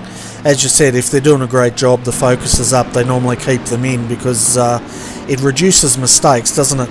Like in the middle of a race, if you've got a driver, all of a sudden they jump into the car, they've got to find their groove, they've got to find the balance of the track, the car, and that can be a bit of a precarious time for teams. Yeah, especially if you haven't had much of a warm-up in the morning, so if hopping into the car is the first time you've driven for the day, which it often is for the second or third driver, and you hop out and you're straight into traffic, it can be hard to get into a groove because you can't drive a normal line, you can't do your normal braking, use your normal braking points because you're getting overtaken or you're overtaking cars. So yeah, it's a real challenge, and it's what you might find is that some teams, their second or third driver, they might even wander off for 10 or 15 minutes into a private test session and just sort of warm up, I guess, before they hop into the main race. Yeah, I was about to ask you that very question, because we know a lot of, like, if you watch football or cricket or whatever, if they're going to come on, you'll see them warming up, normally in a private session somewhere, and sim races are no different by the sounds of it. They'll jump in to a private session, as you said, get their eye in, and try to replicate the track conditions if they can to get up to speed. Yeah, absolutely. We can do that occasionally as well. I guess it depends how seriously you want to take your sport, but it can certainly help. You don't want to hop into a car feeling foreign, especially when you're going to hop in a battle. And just looking down at the Class B car there, Ross Rizzo has now ranged up onto the back of Paul Mansell in the Selby team. He's only about half a second behind.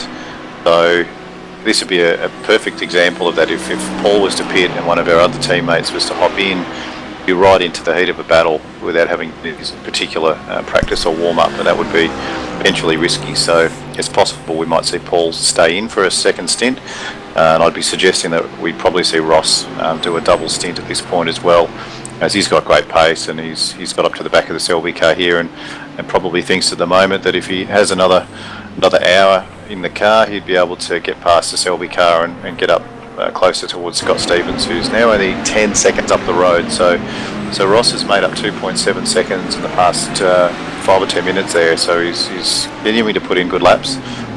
Pressure on the cars in front. He definitely is, and he took 0.3 of a second out of Paul Mansell that last lap, and he also took 0.6 out of Scott Stevens. Now it'll be interesting to see with Scott whether he stays in or not, because as I said at the start of the broadcast, he is recovering from back surgery, so you know the team's going to have to look at that and just see how he's travelling, because I tell you what, if you're a racing car driver and you start to feel that pain, that can be very disconcerting, especially with a back injury, because you're on the brakes, and you know, depending on the pedal sets some of these drivers use, you have to some of these pedal sets are pretty much like a racing set where you have to press pretty hard. But we're under safety car here, Nathan, first time on the hour mark, so this is going to see a lot of the GT3s come in, probably the Porsches as well, and it's going to be interesting. Yeah, this could be very interesting, because if there are cars on the track that haven't left enough fuel in the tank as a safety car buffer, you really don't want to run out of fuel during a safety car, because you essentially have to take a tow and a penalty. So one of the things you have to be really careful of in these races is leave maybe 2 laps of fuel in the tank as a spare, just in case there's a safety car at the end of a stint. And this is perfect example of that. We've had a safety car get called about 56 minutes into the race, so I know these GT3 cars will all be fairly low on fuel. They'll be conserving fuel here, trying to get around to the back of the safety car, and we can see that I think everyone else is probably pitted in Class 1 except for Gary Hamilton. So Gary's sitting in, it looks like, second place at the moment there, and he'd be due to pit at the end of the safety car straight away, and that I don't know if that's going to work out in their favour or not, because that's going to put him down back at the rear of the field. Yeah, it's quite interesting, because Scott Stevens, he dived into the pits. He's the Class B leader. He dived straight into the pits as soon as the safety car was called, and he's had that car pretty much serviced. He might have even been in prior to that safety car, but Paul Mansell, now the Class B leader, they've chosen to stay out, and he goes through once again. So did Ross Rizzo. They chose to stay out, and we'll see them coming off pace soon. They're still on full speed here, so I don't know whether my telemetry's playing up or these guys don't know we're under safety car. Yeah, I think they'll just be trying to catch up to the back of the safety car. And you have to do it at a reasonable pace, or you can get penalised, so you can't go too slow. You don't want to hold people up. So yeah, I think they'll have enough fuel to do this, but it'll be interesting to see whether or not the Fusion Sim Racing car with Scott Stevens did dive into pit lane before the safety car was called, because if they didn't, they could get a penalty for that. You have to make sure you're in past a certain control line before the safety car flag gets called. But the advantage is, if you can take advantage of this situation, if you're close to the safety car entrance and you can hear that another competitor has said that they need a tow, that they're stuck somewhere, and you know a safety car is going to get called, and take that opportunity to dive into the pits quickly, knowing that a safety car is coming. So if the Fusion Sim Racing car has been able to do that, they've been able to fill up their car, get out on track, and that will give them a real advantage once we go back to green flag racing. Yeah, and we can see why the safety car was called out.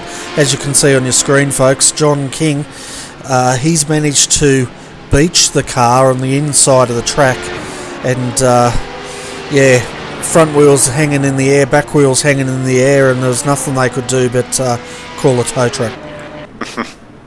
Yeah, it's unfortunate when a car gets stuck like that, but there's really nothing you can do but call for help. Oh, exactly right. And yeah, as you were saying, though, no doubt Race Control will be having a very close look at when the 347 did come in with the yellow flag. The other car is the 366. They did also take their stop, and I think I saw the 340, Justin Alderton.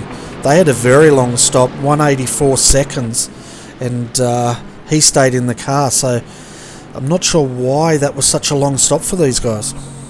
I'd be thinking that they'd be probably repairing some damage to that car. They might have rubbed door handles with a few vehicles. I saw when the Selby car overtook them, they had a small bump, so it's possible they had some optional repairs and they've just taken the opportunity to get those fixed. You'll see cars doing that throughout the race.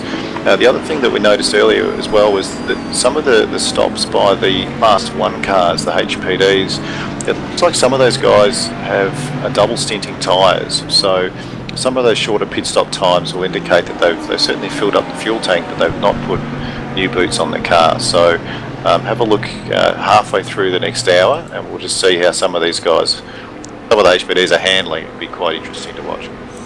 Yeah, and those cars to keep an eye on, folks. It looks like the 101, Daniel Benefield, is double stinting tyres, so we suspect is the TD Racing entry, the 137, sitting in second. 30.6 seconds was their stop, and I'd say the 102, the other Redback Racing car, could potentially be double stinting. Even, well, looks like all the Redback cars could be double stinting, because the 103 also had a very short stop of 34 seconds. It looks like, I think a 34-second stop, Bernie, would probably indicate they did take tyres. I think the shorter stops around the sort of 16 to 17 second mark in the pits there. So I think Neil DeBrin in the 129 probably didn't take tyres, and I don't think Craig Edwards in the 145, I don't think they've taken tyres either. So I think they'll be the ones to watch. Yeah, definitely. And while we're under safety car, folks, we're going to have a quick break here, and we will be back with you in probably about 3 or 4 minutes. So get up, stretch your legs, go and have a coffee. That's what I want to do. And we'll see you back here very shortly. Selby Acoustics is one of Australia's largest online retailers of home theatre and hi-fi accessories. Our website and showrooms in Hallam and Geelong offer over 2,000 quality products and the best prices guaranteed for all your audio and video needs.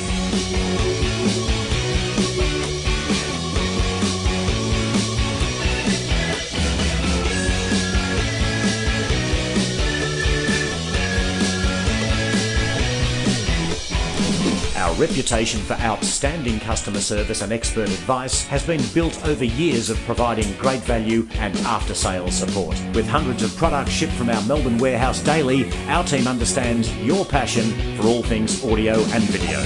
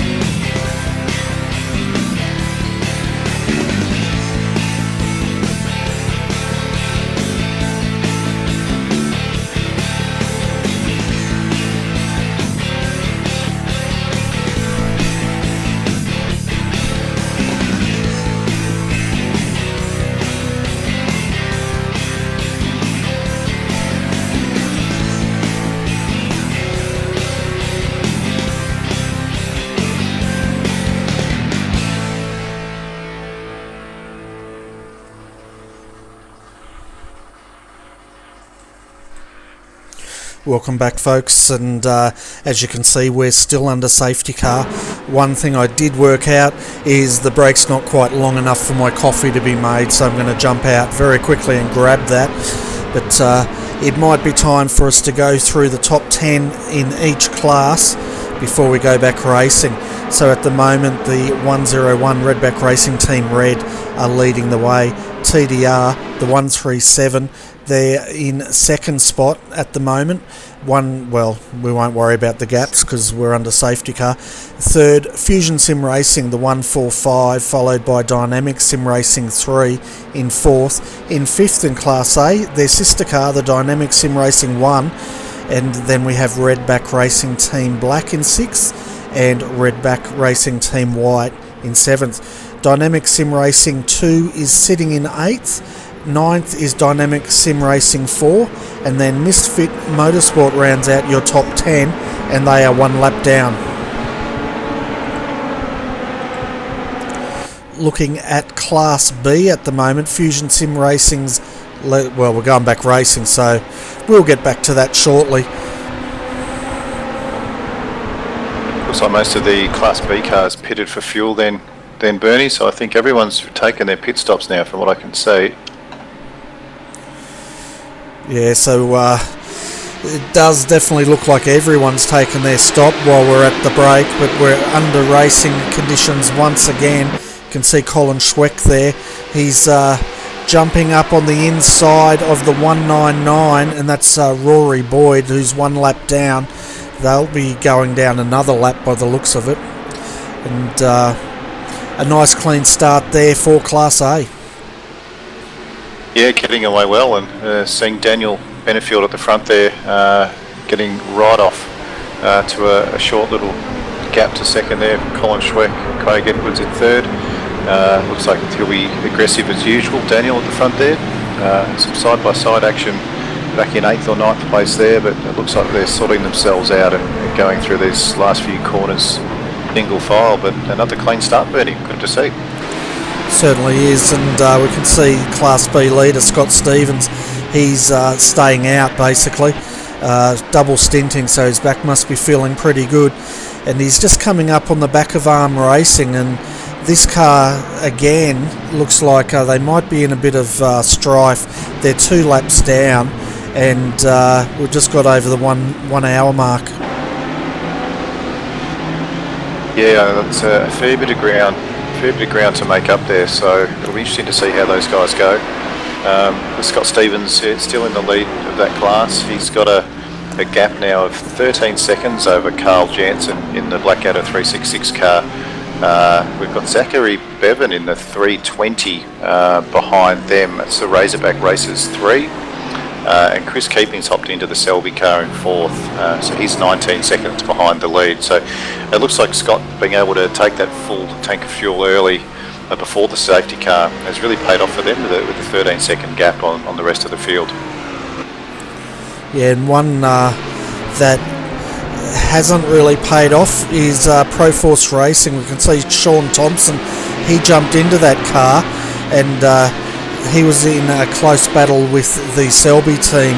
Well, Ross Rizzo was, so they've chosen to swap drivers at that point. Their stop was a 126-second stop, and they find themselves now we're 8th in class. Yeah, very long stop there. They were stationary, or their pit lane stop was nearly 3 minutes, so yeah, super long stop. They're now 52 seconds behind Chris Keeping there in the Selby car, so they've got a bit of ground to make up. They're probably over a minute behind the leader, so it'll be interesting to see what sort of lap times Sean can put down here to try and catch back up.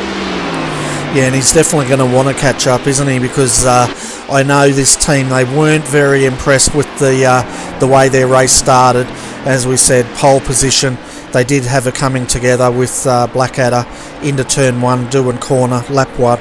And basically they're in recovery mode and still on the same lap.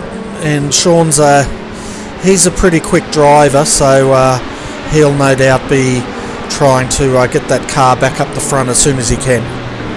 That's right, and Zachary Bevan, who was in third place there in class RRTV has had a bit of a spin coming onto the main straight there, so I think that's seen them drop a few places now. Looks like the Selby team has moved up into third place there, and they'll be chasing the 366 Blackadder car of Carl Jansen in second. Yeah, we're just having a look at that replay. Razorback Races 3, as you said, Zach Bevan here, and we'll have a look at his spin as he's coming in. Bit of a tricky corner. Yeah, he's lost it just on acceleration, hasn't he? But that's quite a tricky corner, isn't it? Because you really have to feather the throttle through there. Yeah, that can really depend on how your car's set up. If you've got an oversteery car, you have to be careful on the throttle. You obviously want to get onto the power as early as possible to get a great entry onto the straight. And if the front left tyres happen to catch that inside curve, that can really upset the car. And once you start going sideways there at nearly 200 k's an hour, it can be pretty exciting. Yeah, it certainly can. That's an understatement. If you go off anywhere at Phillip Island, it can be pretty exciting. So looking, yeah. Sorry, go Bernie. That's all right. Keep on going. I'm just going to dash off and get a coffee in a minute because the coffee machine's finished percolating, but I don't have an assistant here to make it and give it to me. That's all right, Bernie. I think we've all earned a coffee this morning. Yeah, definitely. And I still haven't had my hot cross buns. They're sitting up here and waiting to be eaten. But looking at Class C, before I dash off, we've got Alexander Sheridan leading that class in the 266 Blackadder Motorsport. Then we've got in second Ryan Bodley for Extreme Racing, the 211. 233 Build Partners Lone Wolf Racing. That car's sounding a bit sick, but maybe it's just the tyres. It just doesn't sound right. Sitting in third, and then fourth is TD Racing, the 237. Yeah, we're seeing a bit of a gap now in that class. I think Alexander's leading by 5 seconds over Ryan, and there's a further 19 seconds back to Scott. So there'll be a bit of catching up to do for third and fourth if they want to make this a race to the end. Yeah, well, they're definitely getting spread out, aren't they? But we'll see what Darren Connors can do. We've got his teammate Tim Ballinger up here. Tim, we saw you in the first stint there having a fairly good run, but saying that it looks like you guys have your hands full as far as the faster classes going past you guys. Yeah, it's probably not really a good track for multi-class racing, Bernie, but yeah, it's certainly a handful in the Porsche. We kept getting caught out with GT3 cars, actually, so that was the biggest problem we were having. Yeah, well, we clocked the Porsches down the straight. They've still got the legs on the GT3, so it looks like the GT3s are taking no prisoners when you're coming into the corners, and that's probably when the Porsches are most vulnerable. Yeah, we just got that little bit more understeer and push in the corners, so we can't get that mid-corner speed the GT3s have got. And yeah, it's just they've got to pick their mark, and we're just trying to hold our line and hope for the best. We've been hit about 3 or 4 times already, unfortunately, but we're still battling on. Yeah, well, the car's looking nice and straight out there as we're riding now with Darren Connors coming into Doohan Corner. You can just see him just massaging that wheel to keep it straight, and right on cue goes 3 HPDs on the outside. Yeah, so not too bad when they go around the outside. The only problem they've got to watch is as the Porsche comes off that corner, it wants to push wide to the outside. So they've sort of got to be up on the outside, sort of halfway around the corner. If they haven't got it done by then they've got to shoot back up the inside as the car pushes wide on exit. Yeah, we can see another HPD in the mirrors coming through. And he chose not to take that pass. Yes, he did. Now he has. That's one of the LMTI entries. Oh, he's got another one right behind him. Is this making you nervous?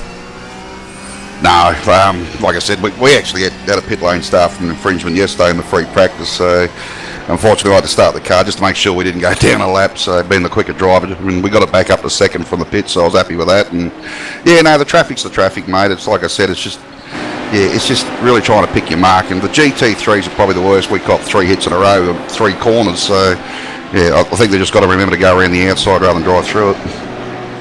Yeah, that's it.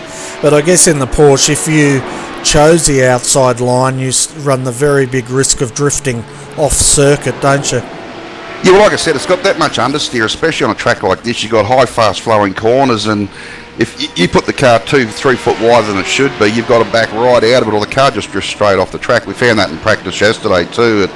We managed to get an hour's practicing before this race. We didn't think we were going to get that with the floods and everything, but yeah, the car, as soon as you put it offline, just goes straight off the track. So you just got to be real careful about how you manage it.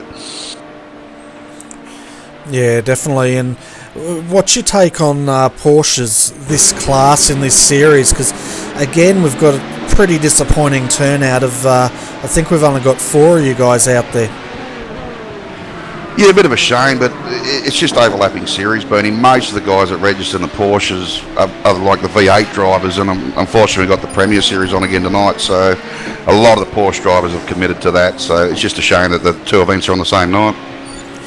Oh, it certainly is, and that brings me to my next little rant, and this affects you, so I'm going to rant and you can tell me what you think, but there are so many series now running on a Sunday night, it's not funny. We've got the Australian Speedway League jumping in tonight as well. So from last count, like your series and this series don't overlap because you've worked with each other, but we've also got quite a number of other series on a Sunday night. We've also got the Super Skips coming on a Sunday night in the next couple of weeks as well. So I count on my fingers probably about 4 series on Sunday nights. I don't know what's wrong with Saturday nights. I think the biggest problem with Saturday night is everyone's not as old as us, and they've probably got a life on a Saturday night. That's right, Tim. There's Nathan piping in. Yeah, well, I've got nothing to do on a Saturday night, and I'd love to be going racing, but I can't. Yeah, I think it's a bit of a shame, like, with the amount of series. Like, I know with the series I run, the first thing I did was I checked with everyone else who was running on a Sunday night and made sure we didn't overlap with the OSR or this series or any of the others that were running at the time. So, I mean, you've got to try and work together. I mean, I think the only way as a community we're going to be able to manage this is probably go to fortnightly series. So that way then each week you can have a different car if you want it, or sort of thing, and yeah, maybe have an old buggers lead on a Saturday night for those of us without a life. Yeah, but saying that, it does give viewers a lot of choice on where they choose to, what they choose to watch, because we know with your series got V8s Online covering that off. As far as this series goes, we've got RRTV covering it off. We've also got the Australian Super Skips coming up, which RRTV will be broadcasting. I think the Australian Speedway League have their own channel. They're setting up for that. So most of the series will be accommodated as far as broadcasts go, which is always great for the viewers out there. Oh yeah, definitely great. The viewers won't miss out on any of the action, and yeah, and I guess the drivers have got plenty of choice where they want to go. So it's just, yeah, like I said, how you manage all this, I don't know. Probably the community needs to come together and really sit down and have a good talk. But you know, it's just one of those things. I mean, I personally love driving this Porsche. I don't know why. It's just absolutely love driving the car, and that's why I set the series up that I'm doing, so I can get a good race in it. So, and Sunday night's the only night I'm home to do it too, which helps. Yeah, well, that's right. Being a truck driver and on the road all the time. And I tell you what, I think you're pretty lucky getting home this week with all the water up there in Queensland. Oh, definitely. I know when I had to go down to Bow Desert, which is south of Brisbane, to load on Thursday before I left, and by the time I got to Bow Desert, 2 of the 3 ways out were closed, and I only just got out the 3rd way, so by the time I got to Gundawindi, everything was shut. Yeah, I bet it was, and I saw some photos there because it's affected a number of sim racers who, as you know, we live all over the country, and a few of them lost power and couldn't get their kids to school and all sorts of things. I know Brisbane, I think they pretty much closed all their schools down for a day or 2 because of the heavy rain they were experiencing. Yeah, it's a bit of a strange one. It's never happened before. On, I think it was Thursday morning, they shut down every school in southeast Queensland, and they told everyone to send everyone home from work at lunchtime, and hopefully most people complied, because by Thursday lunchtime that Brisbane was just an absolute mess with flash flooding. Even places like the main highway, Logan Motorway, and the main highway north were shut, so it just torrential rain in a short period of time. Yeah, and that's all for any overseas viewers joining us today. That's courtesy of Cyclone Debbie, which was a huge cyclone that came in up near Airlie Beach up there and caused a lot of damage. And then, of course, the rain swept down all through southern Queensland. Yeah, southern Queensland and northern New South Wales. It's an absolute mess down there too. I feel sorry for the poor buggers in Lismore there. Highest floods ever. So I hope they're all doing well, and all our best thoughts are with them. Yeah, I saw the press release come out on that, the emergency release, saying they weren't mucking around. They were expecting severe flooding and telling people to take the utmost caution on all that. But I guess we've got a race to call here, and I might get you to have a quick chat with Nathan, because my coffee's calling and I want to go and grab it before the coffee machine makes it too cold. No worries, and good morning, Nathan. Hello, all of you. I didn't get to say that. Good morning, Tim. How are you going this morning? Yeah, a bit of a hectic morning. So yeah, like I said, our pit lane start didn't help, but we managed to get that back. So yeah, we're right to go for the rest of the race now, hopefully. Yeah, it looks like the car was set up fairly well. We were covering a fair bit of action there with a lot of overtaking going on, and it looked quite hectic for a while, but you guys certainly made up some ground. Yeah, no, the car's beautiful to drive. I really don't like this track, which doesn't help, but no, the setup's good. The car's quick enough. It's just, I think we're in the same boat as everyone else. Just going to be trying to keep it clean for the next 9 hours. There's so much traffic on a short track, and of course the other thing all the drivers are going to be careful of now is their strategy. I mean, we're pretty lucky there with the first safety car. It fell right within sort of our pit window, but yeah, like if you do a pit stop here, fuel and tyres, you're going to nearly drop a lap by the time you drive in and out of the pit. So if you do your pit stop early and a safety car comes out, you could drop a lap very easily. So strategy is going to play a very important part for all the cars today. Yeah, I think so. And we saw that with the leader of Class B, Scott Stevens, in the Fusion Sim Racing car. They were able to dive into the pits just before the safety car was called. So that gave them I think a 13-second advantage when they came back out. And just looking now back at the Selby car, the 314, which was up in second or third position there, but it looks like Chris Keeping had some throttle issues, some hardware problems, so he's had to come in and pit after a number of very slow laps, and Paul Mansell's just hopped back in the car, so he's going to have a bit of a mission now to make up a few places, it looks like. Yeah, a bit of a shame for those guys. Like the Selby boys are probably one of the quickest ones in this field, and I know they've got the speed to win this, so but by saying that, if they've got the speed to win it, bit of management, they should be able to get that lap back, and hopefully by the end of the day they're back up there battling with the front runners again. Yeah, hopefully. It's burning me up not being able to hop in there and drive for them, so we just have to watch from a distance and hope they do a good job. Oh no, I know with the boys you've got there, they're all quality drivers, mate, so yeah, you'll be right, you'll hang in there and you'll get it back.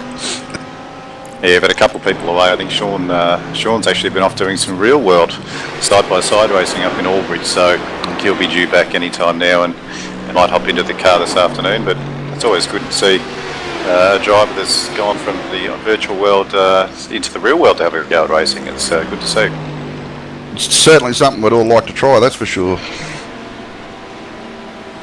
Yeah, I'm back now, folks, and we're just having a look at some of the action out there on track. There's a lot of action happening, not much for position though, and we're getting into the quiet time, but might be a good time to update the leaderboard in Class B. That's being led by Fusion Sim Racing, the 347. Blackadder Motorsport now moves up to second, and then we've got Fusion Sim Racing, the 348. Looks like they're not one lap down. In third, Lone Wolf Racing has just dropped a position to Razorback Racing. That's a 320 and the 323. So we'll jump on board and have a look at that shortly.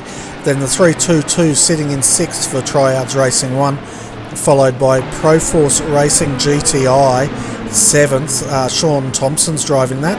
It looks like they may have dropped a lap, so they're not going to be happy with that. High Tech Racing HTR 1, the 351's also dropped a lap and sitting in 8th. Swift Racing is sitting in 9th in class and 1 lap down, and it looks like Selby Racing, the 314, may have also dropped a lap here. Yeah, they have, Bernie. Yeah, they just had some, Chris Keeping had some hardware problems with his throttle and pedals, so did a couple of very slow laps, and we had to call Paul Mansell back into the car, so a bit unexpected, but that's what happens every now and again when your hardware fails. Yeah, and we were talking about that earlier, weren't we, about the different types of hardware failure, and we're seeing it more and more, aren't we? Especially in these longer races, as we said. I think the other problem we've got too, Bernie, is like you look at a lot of equipment that a lot of the boys are running now. Like 5 years ago, probably when we all started doing this, we're all running old Logitechs and bulletproof sort of stuff. Whereas now a lot of the boys that are serious about this are starting to talk some pretty high-end technical gear, and not hard to have when you start talking high technology, you start talking in a bit of problems, I suppose, too.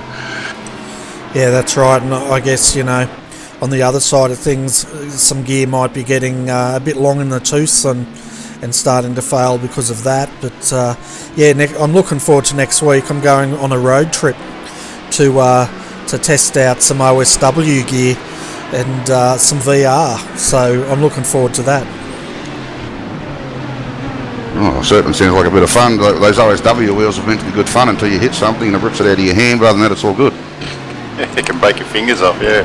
They're a great wheel to use. Very, very different from the wheel I've got. I use the G27 still myself, which has been fairly reliable. But I'd love to try virtual reality. I don't know how many guys in this series are running VR yet, but I'd really love to give that a go.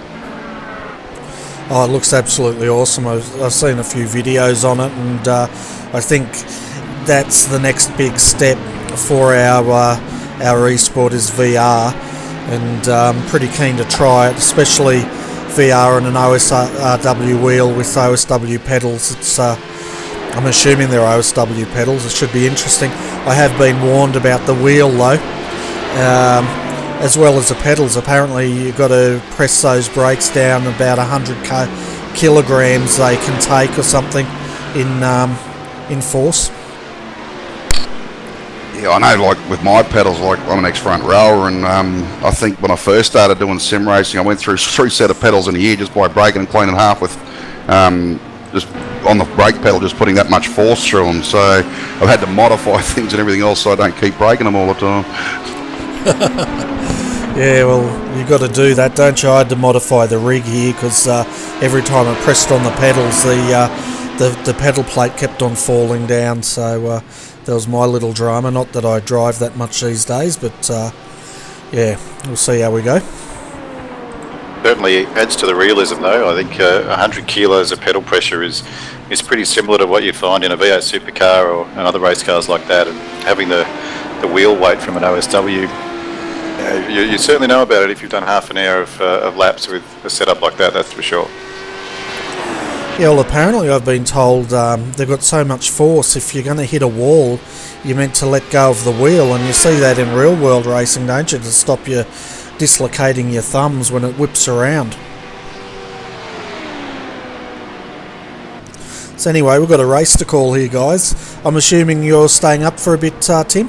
Yeah, I'm here till we knock off here at the first end of the break here for you if you need me. Yeah, definitely. Nathan's hanging in.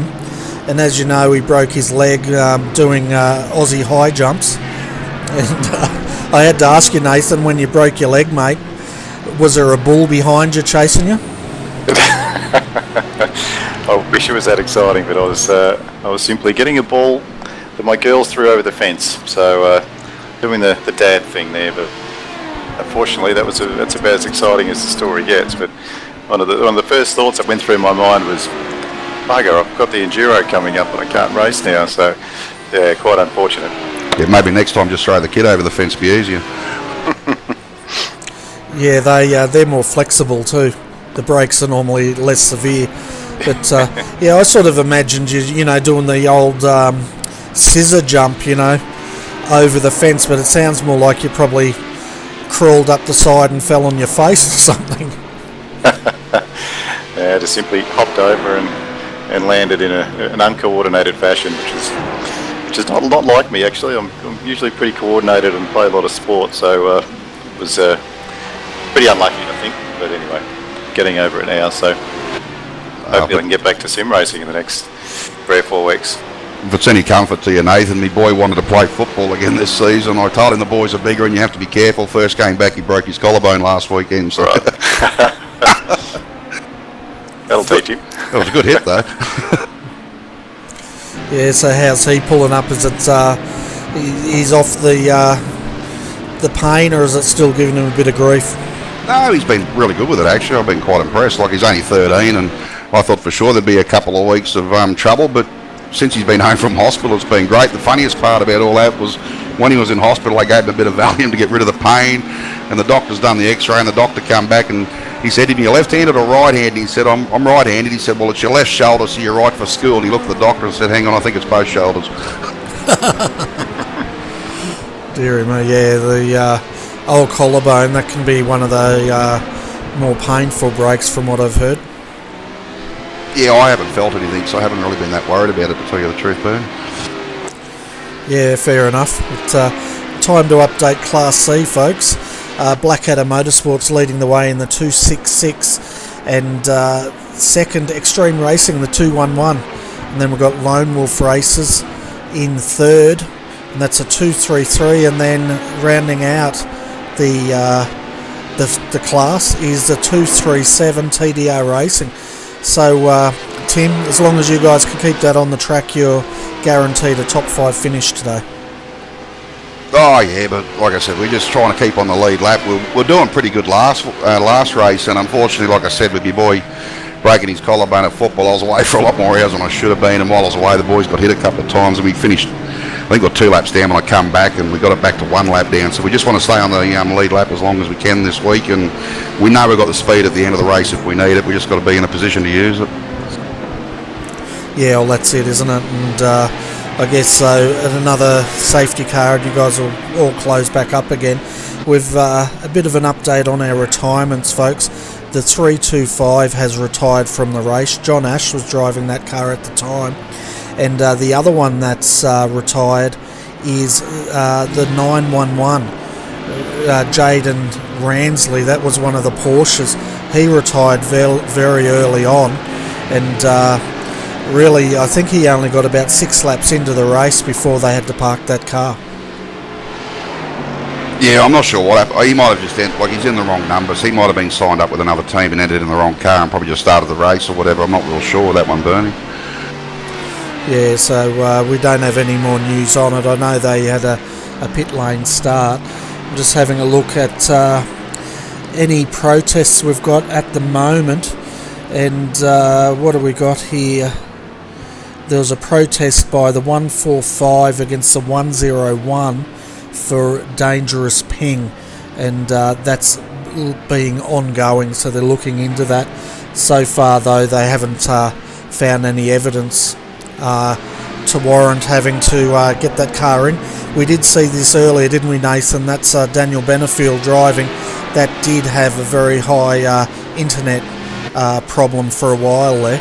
Yeah, he did. It certainly wasn't affecting his speed, though, and it'd be interesting to see now. I think when we restarted the race after that safety car, Daniel was in first position there, and now he's 15 seconds off the lead back in 4th. So Craig Edwards is doing a good job up front there, setting some nice lap times. Yeah, definitely. I'm just having a look. He did have an off-track, so we'll have a look at that. Oh, an off-track, all right. Yeah, it was due to that high ping problem we were talking about, and we're just going to have a look at this to see if he actually spun the car or not. Yeah, he certainly went off. So yeah, that was what we're talking about, folks. The problems he was having earlier on was quite substantial as far as internet connection goes.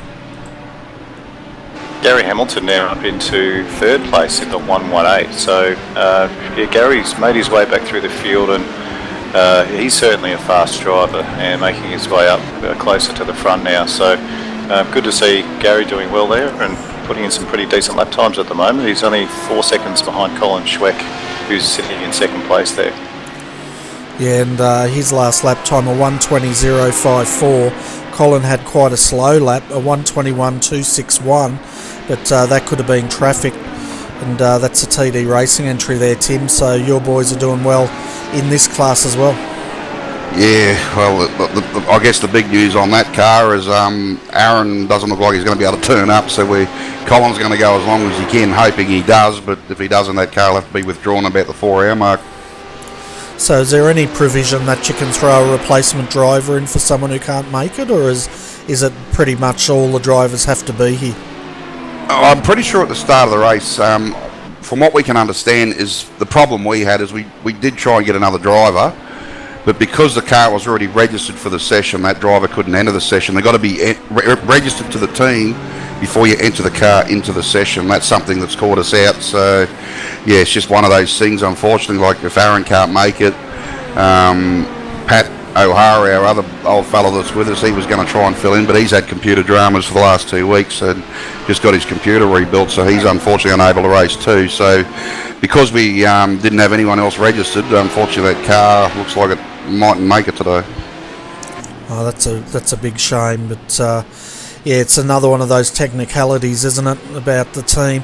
What it must do is when you register the team, iRacing must grab all the members at that point and sort of put them in storage somewhere. I dare say so. From what we can figure out, whoever's registered that team, when you register the car, they're the members who can race. So it's just one of those things. And unfortunately, Timothy Speck, the third driver for that car, he's gone off to join the military. So he won't be back for the rest of the year. We wish him all the best in his new career there. Yeah, fantastic. So Army, Navy, Air Force? Air Force, I believe. Okay, well that's probably one of the more civilised services. He's gone from low-level flying on iRacing to joining the Air Force to do some high-level flying. Wow, that's pretty exciting. I'd love to go in one of those jets. But let's have a look at Class B, folks. Scott Stevens doing a great job out there. As we were saying earlier, he's looks like he's fully recovered now from his surgery, and this car's pretty much led from start to finish, apart from the first corner. But yeah, they're doing a great job there for Fusion Sim Racing.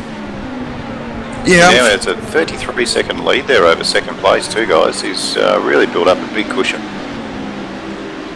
Yeah, if you have a look at, I think the car in second place, the black out of car's got some substantial damage on it on my screen anyway, so maybe they've had a bit of a whoopsie somewhere by the looks of that. The back of it's stowed in pretty heavily. Yeah, they were struggling earlier. They did have a coming together at the start with the Proforce Racing, but that's why they got the side. But we've also seen them take a huge excursion down through Doohan Corner, and when I say through, they pretty much threw it into the grass there and spun for God knows how many hundreds of metres. Yeah, that's the problem with this track. There's a lot of open spaces around the track, and when you get on that grass, it takes forever to pull one of these cars up. So you just got to hope like heck where you do go up, there's not a barrier to pull you up. Yeah, there's really not a lot of sand to stop you in some of these corners, so you tend to hit fences pretty hard. And yeah, let's have a look at the back of that car, Tim, the 366. It's certainly got a rear end only a mother could love. It's looking pretty bashed up. Yeah, I dare say that'd probably be affecting a bit of their handling too. But we all know how susceptible these GT3 cars are to aero damage, so maybe that back of that car might be costing them some straight line speed there, and that could be the reason why they're falling off. I'd say definitely, yeah. It'd certainly be 5 or 10 k's an hour slower down the straight, I would imagine. One thing I did notice earlier too, I went down the straight with a HPD next to me, and depending on what team, some of them must be running a fair bit of downforce, because I was actually able to out-drag a HPD down the main straight in a Porsche. That must have been made you grin from ear to ear. We're just having a look at this Blackadder as he's coming down the main straight now. We've got the clock on him, 261 according to the telemetry here. Yeah, I'd guess he should be around the 270, 275 mark, so it's definitely straight line speed they're missing. Yeah, I think the other guys were doing about 265 in the other Audi, so it may be about 5 k's an hour down, which probably not that much of a deficit actually. I'm surprised given the amount of damage that is appearing on the back of that car. Yeah, it's quite substantial. Looks like he might have been rear-ended by the amount of damage on that car, although the rear wing looks pretty straight, doesn't it? So maybe it was a HPD hit him low. Yeah, not sure, but even like if you crumple up that back of the car the way that one there is, there's got to be some under-tray damage there, which would be affecting the aerodynamics on that car as well. I think it certainly affects the handling, and like you know, Tim, every time you get a little bit of damage on a car, it's something it does to the handling or the speed, and over the course of a long race, it can be a real handicap. especially with those GT3 cars. If you have a look at the back of them, most of them run a pretty big diffuser underneath the back bumper. So if that's all stowed in, that won't be doing the handling of that car any good at all either. Be affecting the way the air's travelling under the car.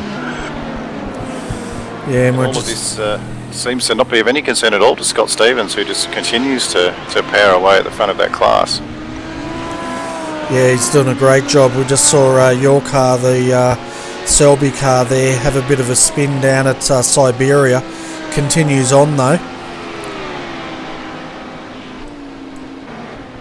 Yeah, it was probably not surprising actually. I know the guys had a session yesterday just trying to work out the balance of the Audi after they made those BOP changes to the car, and it really, like I said at the start of the broadcast, it handled quite differently when we first put it on the track due to the rear wing changes they made. So weren't entirely happy with the balance, and not surprising. I think we'll probably see a couple more small spins throughout the day as the guys try and drive around the balance on this car.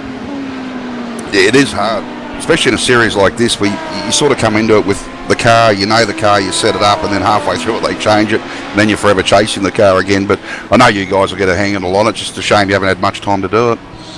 Yeah, it's been busy for our team as well, but some of the changes, usually the changes they make to balance of power might hobble the top speed a little bit or do something that's fairly minor, but the change they made to the Audi with the rear wing sensitivity affected the balance of that car and the handling in quite a big way. It was probably the biggest change that we've seen iRacing make to a GT3 car mid-season for quite a while. So it was quite eye-opening when we first drove it. So I think some of the Audi teams have probably had some similar feedback. Yeah, it definitely would be hard, especially with a mid-engine car too. Those things are all about balance. As you know, if you get them too far sideways, you're never going to bring them back. So trying to chase that balance that you know and like, it's going to be just time and effort, unfortunately, and just ran out of time by the sounds of it. Yeah, we can see your Porsche there. He's definitely got his hands full out there. That's Darren Connors. And he had the HPDs mugging him. Now he's got the Class B leader trying to get through as well. Yeah, unfortunately, like I said, with the GT3s, it is a case of both people trying to manage it. The GT3's got to decide where it's going early, and the Porsche's got to cooperate. As you can see, once you put the foot down on that Porsche, it does pull away quite nicely. Yeah, it certainly does. Now Scott's going down the outside into the hairpin. He should get it, and you can see the difference in handling as the Porsche started the old four-wheel drift, and the GT3 pretty much was nailed to the road. Yeah, the biggest problem with the Porsche too is brake bias, and that's very much driver dependent. I sort of run my brake bias a little bit more back, which then means I can pull the car up a lot straighter. Darren, as you can see, when he's got his brake bias set, he runs it a bit further forward than probably what you should. And as you see, when he puts his foot on the brake, the back of the car gets that wobble up because the front's doing most of the braking. But, you know, that's where he's comfortable, so that's where we've got to run it. Yeah, and when you guys come into the pits and swap drivers, is there someone saying reset brake bias, or is it just something the driver's got to remember? Oh, yeah, we try and remind each other of that, but each driver's got their preference, and like I think I'm about 46 and a half, Darren's closer to 48, and I think Ray's in the middle of that. So as each driver gets in, while the pit stop's being done, we just set the bias to where each driver likes it, and away we go. Yeah, fair enough. And it's another one of those things in sim racing, isn't it, where you've got all these technicalities that you have to deal with, which is the same as in real life racing, which is probably why we all enjoy the sport so much.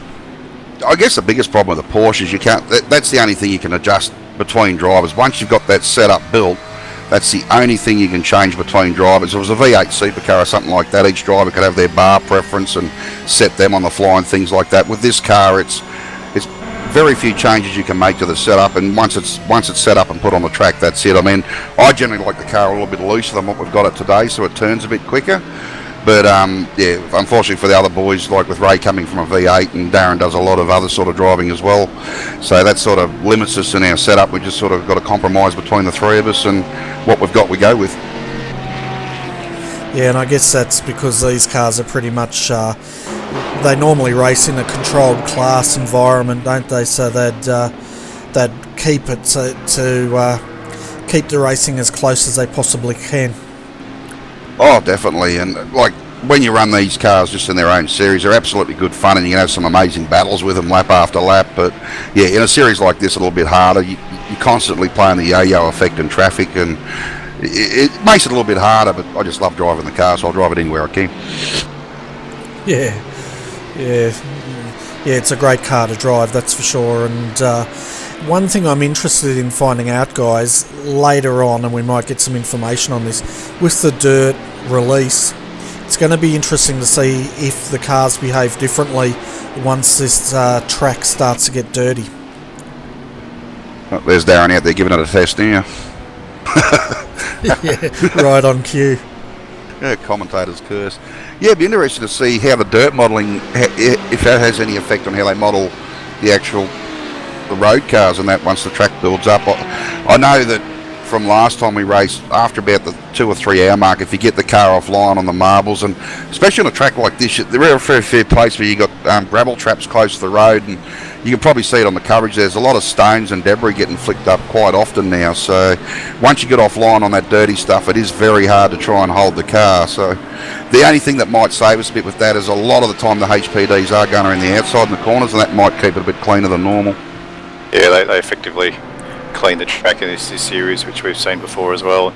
Another aspect of the track is over the next couple of hours, you really start to see a rubbered inline developing. And last year in the longer races, the 12 and 24 hour races, the handling of our car used to change quite a bit when the track was really rubbered in. I'm just following Darren now, watching him come onto the main straight, and there's some dark rubbered lines developing. And for some setups, the car will become faster when the track is rubbered in, and for other setups it might actually fall away. So what you'll be hoping for as a team is that the setup and the practice that you've done before the race, you'll actually find that the setup comes to you and you become very quicker further into the race as the track rubbers up. Yeah, I know from our team's point of view, like if we go into a practice session, we actually try and make the track as rubbered up as we can with the settings. Yep. And that way then we know as the race goes on, the car's going to get better. We don't actually set it up for the first hour sort of thing. So yeah, we do the same. Yeah, the only thing I have noticed this year compared to last year is as the track rubbers up, the cars seem to be getting a little bit slower, not quicker, which is unusual. Yeah, we saw the same thing. We actually saw the same effect last year as well. We thought that the track might be a bit grippier, but what we ended up doing was just playing with the tyre pressures a little bit when we come in to do a pit stop later in the race. Maybe try going up a click all around or down a click and see if that made a bit of a difference.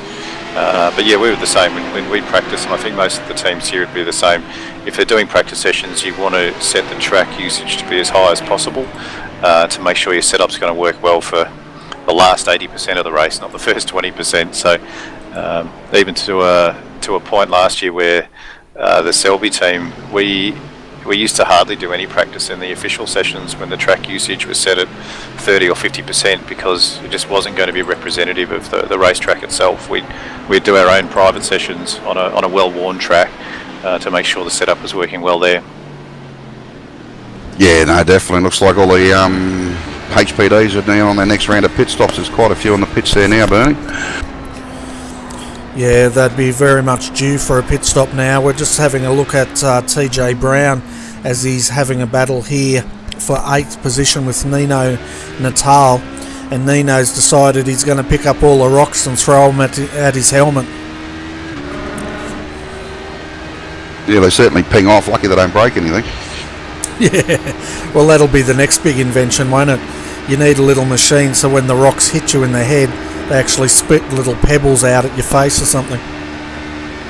He's definitely trying to get a run on him, but it looks like he might be just running a bit too much downforce. He can get up right behind him in the draft, but he didn't have the legs to carry it on.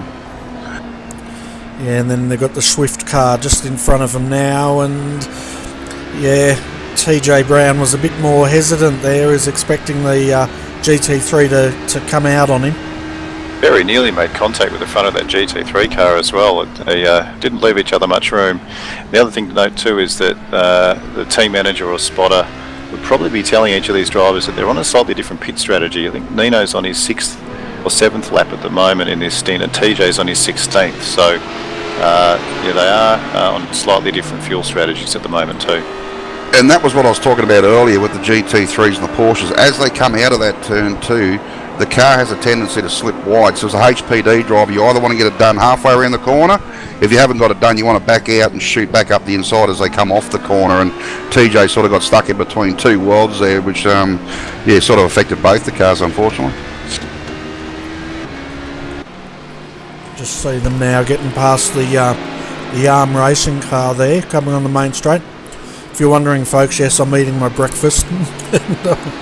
So, nice hot cross buns here. The Nino just made a bit of advantage there, getting past Justin in the iRacing car just before the entrance onto the Gardner Straight, and TJ unfortunately got held up because the GT3 car has to take a racing line through there, and there's really no opportunity for TJ to go up the inside or the outside until they get onto the actual straight itself. So it certainly worked in Nino's favour.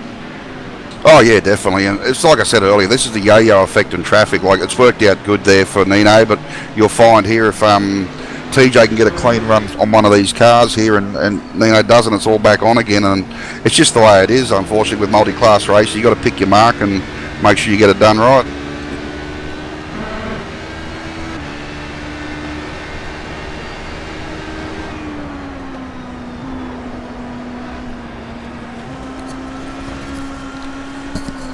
Hopefully these slower cars here, the GT3s, will have their spotters telling them about HPDs that are coming up and giving them plenty of warning so they know where they need to be on track and what they need to do to facilitate being overtaken or to do some overtaking themselves.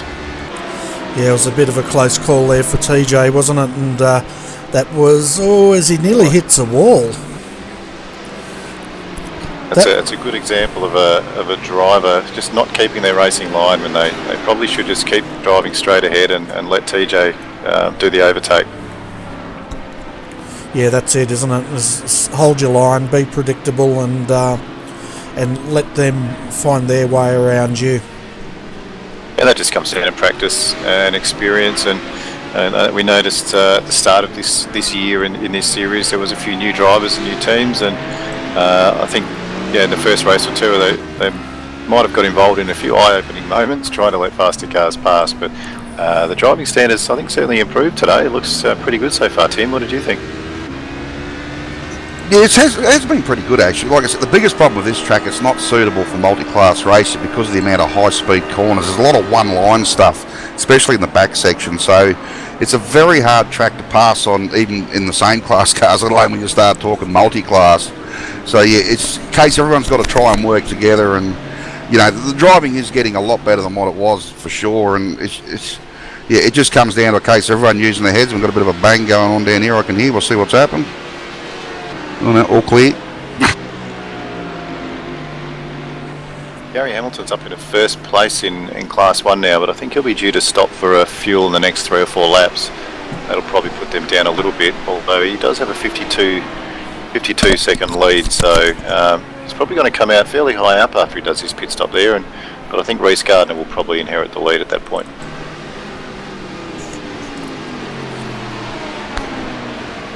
Yeah, like we said earlier, strategy is going to be the key today, and it's going to be luck of the draw. If you've done your pit stop a couple of laps later and a safety car comes out, you'd be absolutely shaking your hands for joy, and if you get to do your pit stop, well then you'd be just thinking, oh bugger. Yeah, that's exactly it. And we saw Gary Hamilton, the current leader. He pitted very early, didn't he, Nathan, with a 8.5 second stop. We're not sure why. We did see the Blackadder. They went out with qualifying fuel on there. But it's still a mystery why the 118 had to pit. Might have been a bit of a reverse strategy there too. They might have worked out if we pit now, we can get it home on so many pit stops, and thought if they get the other way early and then they get an extra safety car, well, they've done the right thing. So, it's very hard to work out a strategy when you've got safety cars involved. One safety car at the wrong time can throw your whole strategy out the window. So, they might have just rolled the dice and gambled and thought this may work for us. Yeah, possibly, but I think they pitted like lap 2. It was extremely early, and they were only very early. Yeah, it seemed a very strange strategic choice if that's what it was. So, I guess it might have just been maybe they started on quali fuel as well, or they had some other problem. Yeah, might have got a nudge or something in the earlier laps, and you know how brittle those cars are, so they may have even had to use a fast repair early with a bent wheel or something. Yeah, it was an extremely quick stop. It was like 8 seconds. And, so something didn't go right, but they're leading now, so they'll have a grin on their face. Yeah, well, if it was an 8-second stop, they definitely didn't stop for fuel, that's for sure. I think it takes about 22 seconds, I think, to fuel one of them back up, is from memory. So, yeah, I dare say, by the sounds of that, they may have had some contact early, and it may have been something as simple as a bent wheel, which has given them a meatball flag, so they've come in, taken the fast repair and topped the fuel up and gone. Yeah, and they're in the pits now. We just saw Gary Hamilton jump out, and Justin Richardson's jumping into that car. They had a 58-second lead. As we see now, where's Reese? Is just coming up to Lukey Heights now. Yeah, well, they will jump in well, I'm sure, because like I said, by the time you roll into that pit lane, get the tyres and fuel done and get back out there, you're probably looking at, if not a minute, probably just over it. So most of the top runners there will be able to drive on by on this pit stop. Yeah, we can see Reese now coming down, and Justin Richardson still sitting in the pits there taking service, as you said, Tim. So Sim Fusion Racing takes the lead again, and Justin's just come back out on track in second. Colin Schweck, though, in TD Racing is right behind him, but saying that, Justin's a first... traffic here, though, Bernie. I think traffic, he could get held up a little bit here, Justin. Yeah, well, what I was going to say is the other guys have to still take their third pit stop, so he should take the lead again. As we see Colin, tell you what, these guys, they just jump on the inside, the outside. They must be extremely confident with the other cars. Well, they can be confident with them. They've got so much downforce, they can sort of put it where they want. Of course, it's not the quick line, but they can put the car wherever they want. The GT3 cars, and especially the Porsche, you've sort of got one line you want to stick to if you can. And especially with the Porsche, the biggest problem that people have with that is because it hasn't got the ABS or a few of the aids on it. If you get in a situation where you're coming into a corner and someone ducks or weaves just the wrong way, just that extra little bit of brake pressure just from a bit of a panic or whatever you may do will send you around. So you've got to be so on the ball with that car when you're under braking.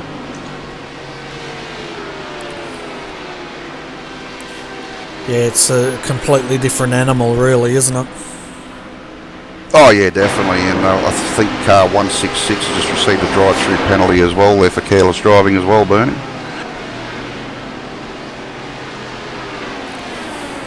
Yeah, so that's Team VPR, the 166. That's the first, it hasn't come up yet, so we'll see, unless you heard it on the radio.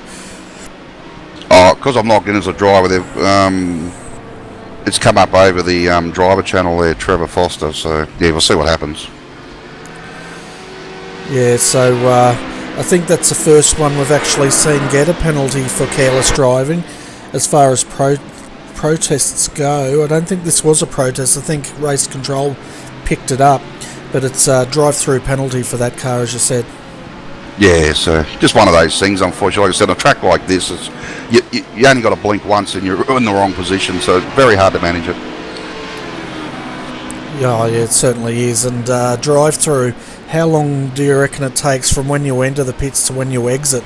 Because it's a reasonably long pit lane here.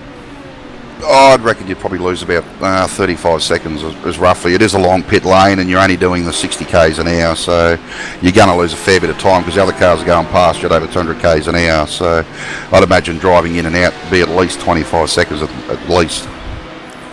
Yeah, we might catch him when he comes in if we can, and we'll just time it to see how long it does take for future reference for the viewers out there.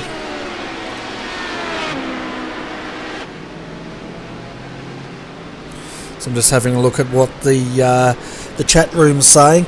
They're all pretty quiet. Shifter Cart 1 looks like he's into the beer already. So, so that's about it really. As far as the chat room goes, they're all pretty quiet.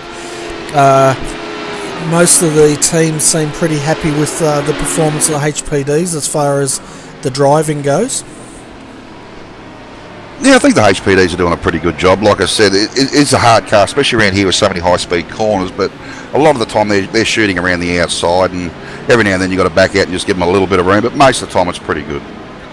And a lot of the top guys double stinted their tyres as well. And just having a look at some of the lap times, it really didn't seem like their lap times were affected too much. So to be able to double stint your tyres around a track like this on a 36-degree track means the HPDs should be performing pretty well.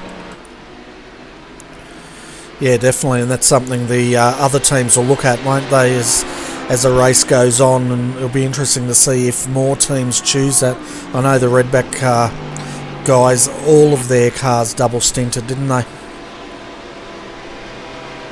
And I think the other classes look at that as an opportunity as well. I know that in the Selby team we used to double stint tyres occasionally last year if it looked like it was going to work out in our favour and our setup was good. And it can certainly save you a fair bit of time in the pits. You just have to make sure you don't lose the same amount of time out on track.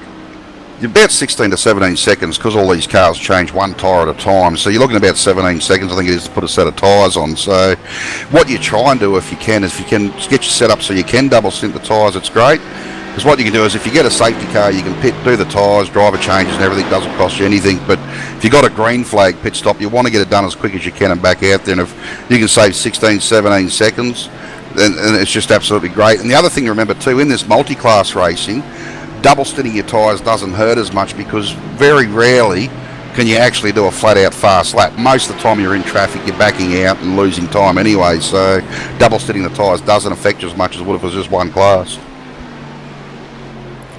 And it might be time to give you guys at home a top 3 update of each class. So looking at Class A, Fusion Sim Racing is leading that over TDR 137. The gap was 3.5 seconds last time across the start-finish line. And third in that class is Dynamic Sim Racing, as we see the Class C leader now coming in for their pit stop. And that was only 0.2 of a second, so we might go and have a look at that very shortly, that battle. Class B, Fusion Sim Racing was leading that, the 347. They've just come in to get that car serviced after Scott Stevens did a double stint. 366 Blackadder Motorsport is in second, and third in Class B is the 323 Lone Wolf Sim Racers. Looking at Class C, that's still being led by Blackadder Motorsport. They've got a 26-second gap over second place Extreme Racing, and third is Lone Wolf Sim Racers. So the Lone Wolf boys, 2 cars in the top 3 in 2 classes.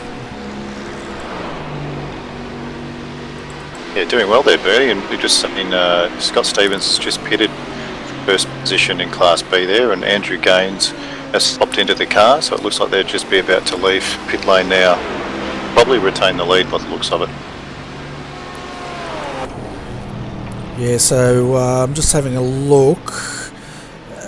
347. No, it looks like the 366 has got him. They'll be due to pit next lap as well, so I think after the shake-up they'll still retain a good lead. Yeah, exactly right, because they're the first ones in, and we can see the 2 TD racing cars side by side there, HPD and the Porsche, and that's a photo opportunity for you there, Tim. Yeah, pity I'm too old to work out how to do it. You get a camera and you take a photo. Yeah, I've got to get some more Polaroid film stuff for my camera. Polaroid. I thought you would have still been on those instant, whatever you call them, it spits it out and develops it. Oh, I thought I was going to get a chisel and a piece of slate there for a minute. Fair enough. And we can see now Justin Richardson's right behind Colin Schweck here. They've closed right up. They've got the Team VPR just ahead of them. I think that's a VPR car, and they're coming past Arm Racing, the Mercedes. Yeah, traffic's going to play a big part here. It'd be interesting to see if Colin can get a move done. There's massive amounts of traffic here. Yeah, it's old peak hour at Pitt Street again, isn't it? Yeah, don't blink. Here goes the GT3 car wide. Yeah, and we're riding with Justin in the gyro view, and that's a good demonstration of just how these guys have to deal with traffic as he dives down the inside of one of the other HPDs who's a lap down, and Where's Reese? 2.3 seconds up at the moment. So he did make the move, I think, on Colin. Yeah, he went low and Colin went wide, and unfortunately just Colin ran out of places to go and he was able to get through on the inside. So yeah, well done by them. And like I said, it's just blinking and you just got a split second to make that decision, and unfortunately Colin made the wrong one there and went wide. Yeah, got two wheels off on the he's grass. gone off the track. Here we go. It's on again. Yeah, so Justin went off the track, did he? Yeah, he's gone wide at the top of the hill there.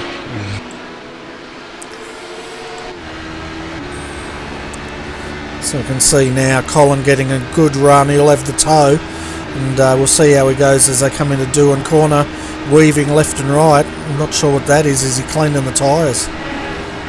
Yeah, you'd want to be careful doing that. That would be a protestable thing, blocking and moving the car around like that this early in the race, definitely.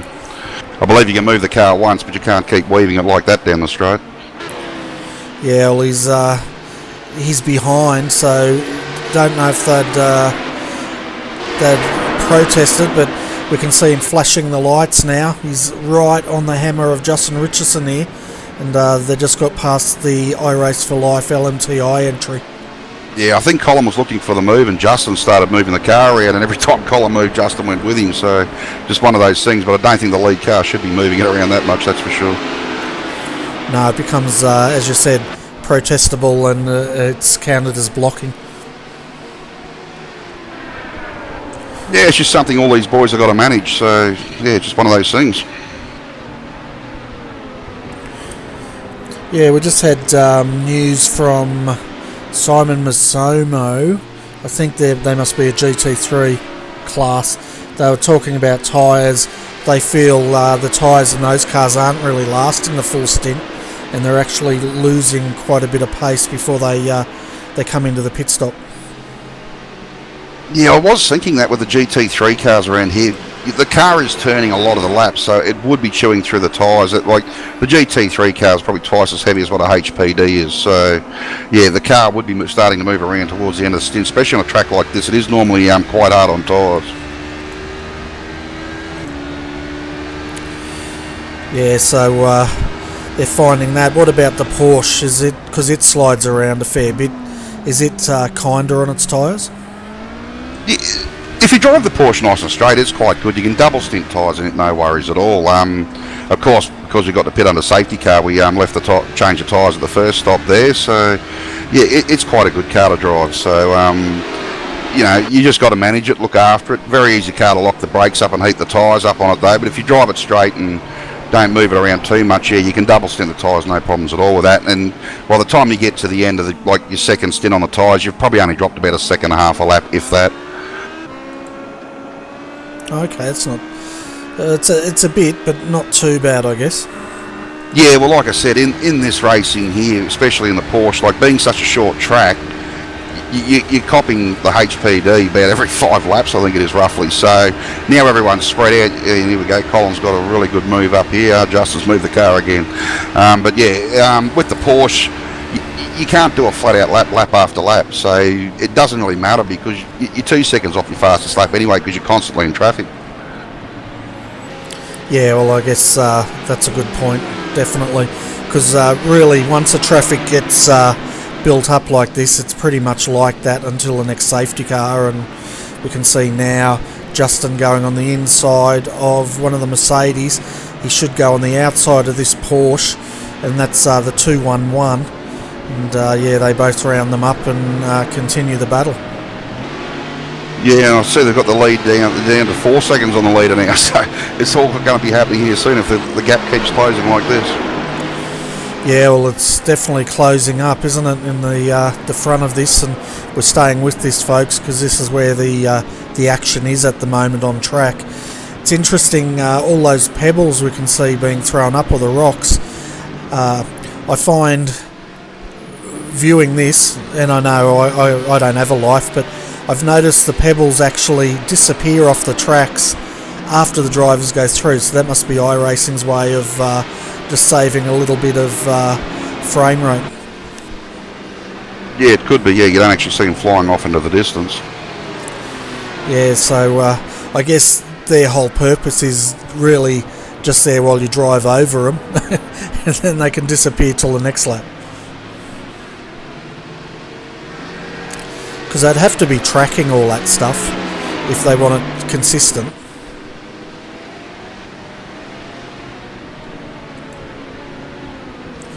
So how are you holding up there, Nathan? How's that leg of yours going?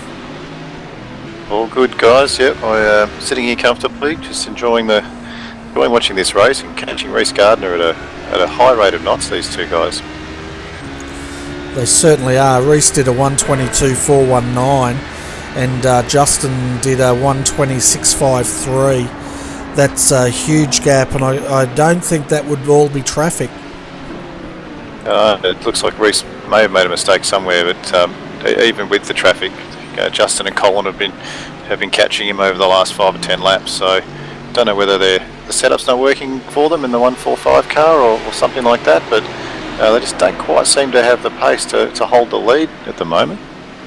Other thing it could be too, like those two boys are fighting hard, so they're pushing pretty hard through traffic, and maybe the leader's just being a little bit more gentle about it too. Well, the gap's now down to 1.1 seconds, so they've both caught him at a huge rate.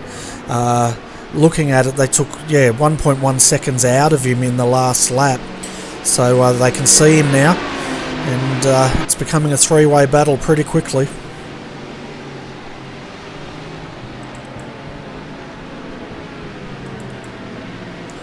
And unfortunately, Ray's had to go, so I'm going to have to love you and leave you, Bernie. I've got to jump back in the car in 3 laps, so I'm sorry about that.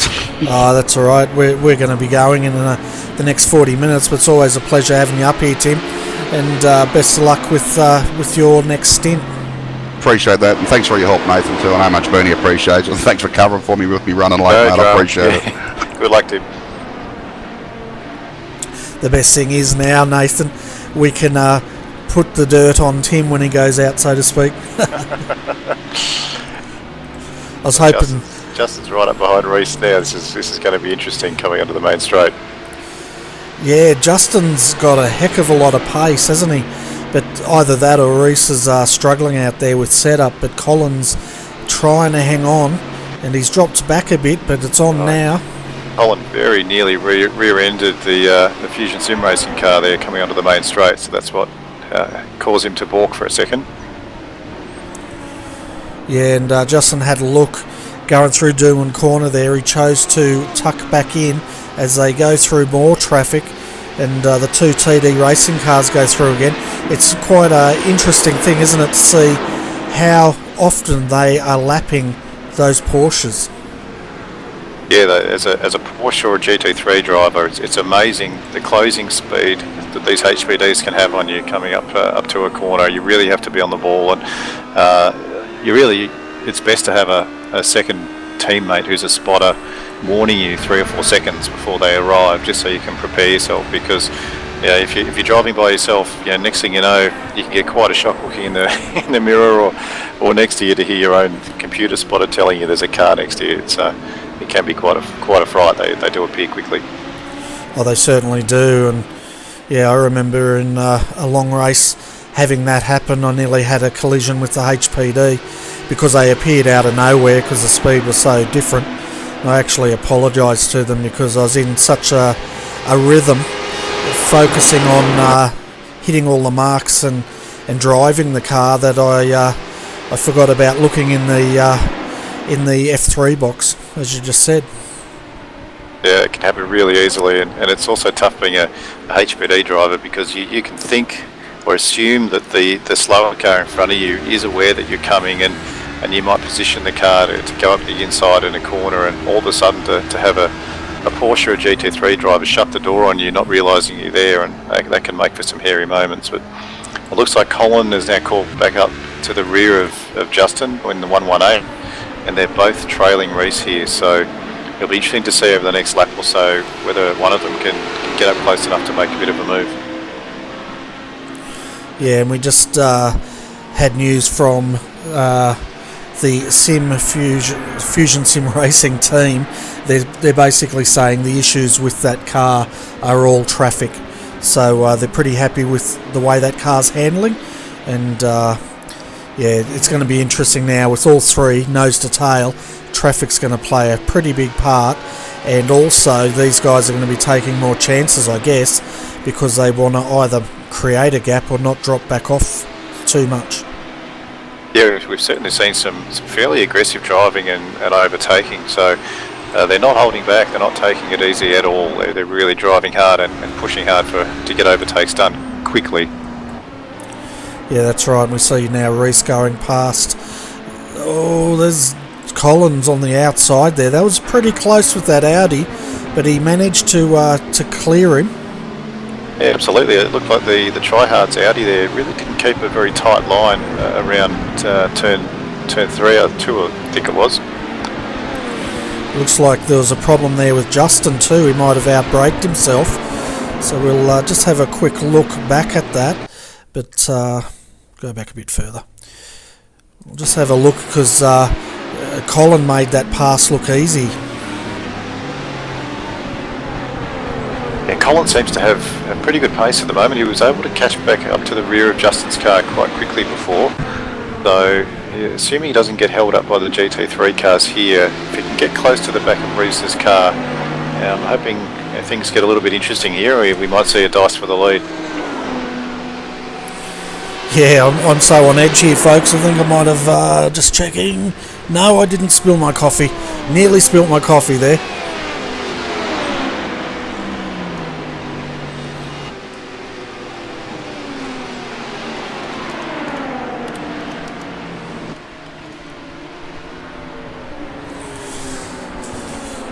Sorry, folks, I just had to double check whether I did spill my coffee. That would have been terrible. But, yeah, getting back to the battle there on the inside of the Selby Audi there, and the battle continues. That's allowed Reese Gardner to pull out a 1 second gap, and but Colin is now on the hunt, and he's defending from Justin Richardson. Yeah, they were side by side through turns 1 and 2 there before, and they may have even had a slight amount of contact, but you definitely can't assume they're working together here to catch up to Reese. They're battling hard. Yeah, they certainly are, and while this battle's continuing, we've got Sean the Shoey down there. Almost sounds like Sean the Sheep, doesn't it? What they brought penalty as with Carl. Hello. G'day. Sorry, mate, should we throw you back down into the interview room? Yeah, you're up, man. Yeah, we were going to just listen in and see if we got any news, but I thought that's pretty unfair. How are you guys going at battling back? We can see Ross is in the car at the moment, and yeah, you're struggling quite a lot after that first lap incident there. Yeah, after the first lap incident, we pretty much backed it into the wall, and it bent our rear wing, so we'll suffer a little bit of top line speed. So then Ross did his stint, then came in and handed it over to me, so then he can take a quick break and do whatever he needs to do and stuff like that. And I jumped in the car, but didn't notice till the end of the stint that I was actually running the lowest fuel map, and still doing pretty much 130s around the track. But yeah, we're just trying to play catch up now and get back onto the lead lap with FSR, so we've got a chance at winning this thing. Yeah. It looks like you guys took a fast repair then, Sean? We haven't used the fast repair as I know yet. As soon as I jumped out of the car, I've been off, and then I jumped in RRTV here, and yeah, waited for an interview. But yeah, other than that, I'm not sure what's going on with the team at the moment. Yeah, it's we can see at the moment out front. We'll get back to you in a minute, Sean, because the battle's on between Justin and Colin here for position, but also Daniel Benefield is closing up here, so we might end up with a four-way battle. As we see now, Justin on the inside of Colin. Colin should have the inside, and he's going to hold him, so great battle going on here. But anyway, Nathan, I'll let you get back to your interview with Sean the Shoey. Yes. So how have you found the setup of the Mercedes around Phillip Island, Sean? It's pretty much just like Road America, man. At Road America, we had a really stable setup, and it was just consistent in the drive. It didn't really fail you.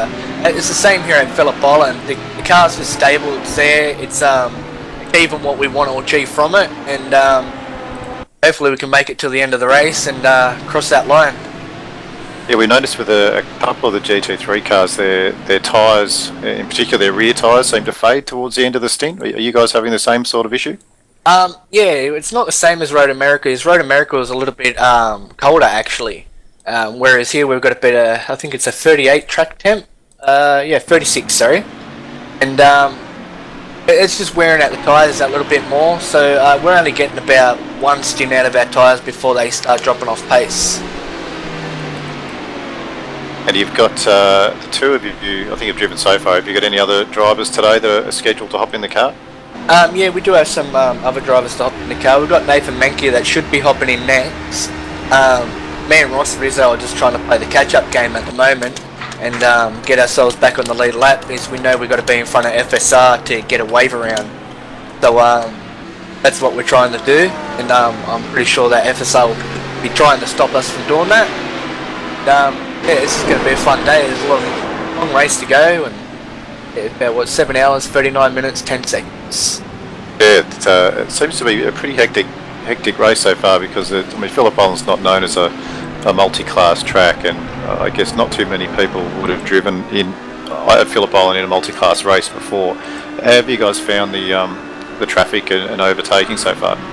It's definitely a little bit scary, but when it comes to the other traffic, I just hold my line. They can drive around me. That's the way I see it, you know. So, well, it's the way I do it with the HBDs. You know, is they're so much faster than the GT3s or the Porsche, and that's so, you know, it's pretty easy for them to alternate a line and get around us and just be gone. You know, so or they just pretty much dive bombers or whatever you want to call it into the next corner, and boom, they're gone again. Do you think guys would be looking at double stinting tyres at all as a strategy to try and to gain a bit more time? It's something we're talking about. We're not sure if we're going to actually throw it into the play and do it at the moment.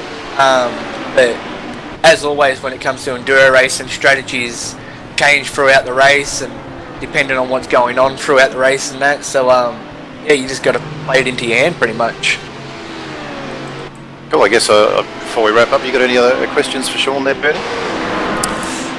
No, he's pretty much answered them all. The main thing is now, as I said, head down and try to recover. But it was looking good for you there, Sean, up until first corner, and then you guys have been pretty much on the back foot since. Yeah, that I'm not too happy about it, really. The guys definitely know that. It's not something you want to see on the first lap of the first corner of a 10-hour race. You know, there should be a bit more room given and things like that. We did file a report to race control, but that team hasn't received a penalty, and we've got no clarification on why they haven't received a penalty, and that's really frustrating me. I think that was deemed as a racing incident, wasn't it, Bernie? From what we could tell. Yeah, racing incident it was deemed as, so they've looked at it, reviewed the penalty. Can see now Daniel Benefield also running off. We saw Reece Gardner earlier running off, so traffic's playing havoc with these guys as they're battling for position. But yeah, that's what that was, Sean. But before we let you go, mate, you should give a shout out to all your sponsors out there. Oh yeah, definitely, mate. Just give a shout out to GTI, Kyoani, Edge Auto Concepts, Race Centre, Acacia Marketplace, Plus Fitness, and Aussie Gamers Express. Fantastic. Well, it seems like that list is getting longer and longer, which is good to see. Always is, mate. Yeah, good luck, Sean. We can see you guys have got great pace, so we'll be keeping an eye on you, and we're sure you can make your way further up the field. Hey, thanks a lot, guys. We just had Tim Ballinger spinning, and we'll have a look at the replay of that because he's still trying to get it back on track. Yeah, still plenty of action up front there, and we can see the front runners here all making a couple of mistakes as they push to try and overtake some of the slower cars. Yeah, so his teammate just passed him. Yeah, he's just locked it up coming into the hairpin. So you know how he was talking about brake bias? I have a feeling he may not have adjusted it. It's pretty important to have a good team management and teammates who are making sure that everyone's on top of the settings on the car and what's happening in and after pit stops. So hopefully they haven't left it in the old setting there. It definitely looked like it, the way it slid under brakes there. The back end just went straight around. But we're saying while that interview was going on, folks, we saw a slow-mo of Reece coming into Lukey Heights there. trying to get around the Swift racing car, and he had to go wide off the track. That's moved him back 7.8 seconds off the lead. We also saw Daniel Benefield also having to take to the grass, coming onto Gardner Straight to avoid some GT3. So these guys, the temperature's starting to rise, and they don't want to have to back off too much. And this is what I was saying before, it starts getting pretty risky when all these guys are dicing for position. Yeah, and it's all about risk burning, like you said. And looking at the time, we've still got 7.5 hours remaining. So these guys at the front here are showing a fair bit of impatience, I think, to make their way through slower cars. And every time you go off track, or you go side by side a GT3 car through a corner, or just seen Daniel run off it again on the track there. Every single move like that is risky, and there's a chance that you can have a spin or you can collect some damage. So I just wonder whether they're pushing just a little bit too hard this early in the race. Yeah, and this is when it definitely becomes a team sport, when you either have your spotter, your team manager, whoever it is, gets in and starts coaching that driver and saying, right, it's starting to look a bit risky, don't take so many chances, or whatever they need to tell them to just to sort of coach the driver along so they can see the big picture. Yeah, and then the other thing we haven't talked about as well is off tracks. So every time you run off track, that's recorded in iRacing, and I think we only get a certain number of off tracks you can use up throughout the race, and if you go over that number, you start getting penalty points applied to your finishing points. So these guys also need to be mindful of that. They don't want to put any wheels onto the dirt, or if they do, they want to do it as few times as possible, or save up some of those off tracks for later in the race when they really might want to start pushing harder. Yeah, we saw just then there was a bit of a puff of smoke coming over Lukey Heights, so I'm not sure if someone took an off track. It definitely looked that way. It was either Justin or Dan. I think it might have been Daniel or Justin, one of them.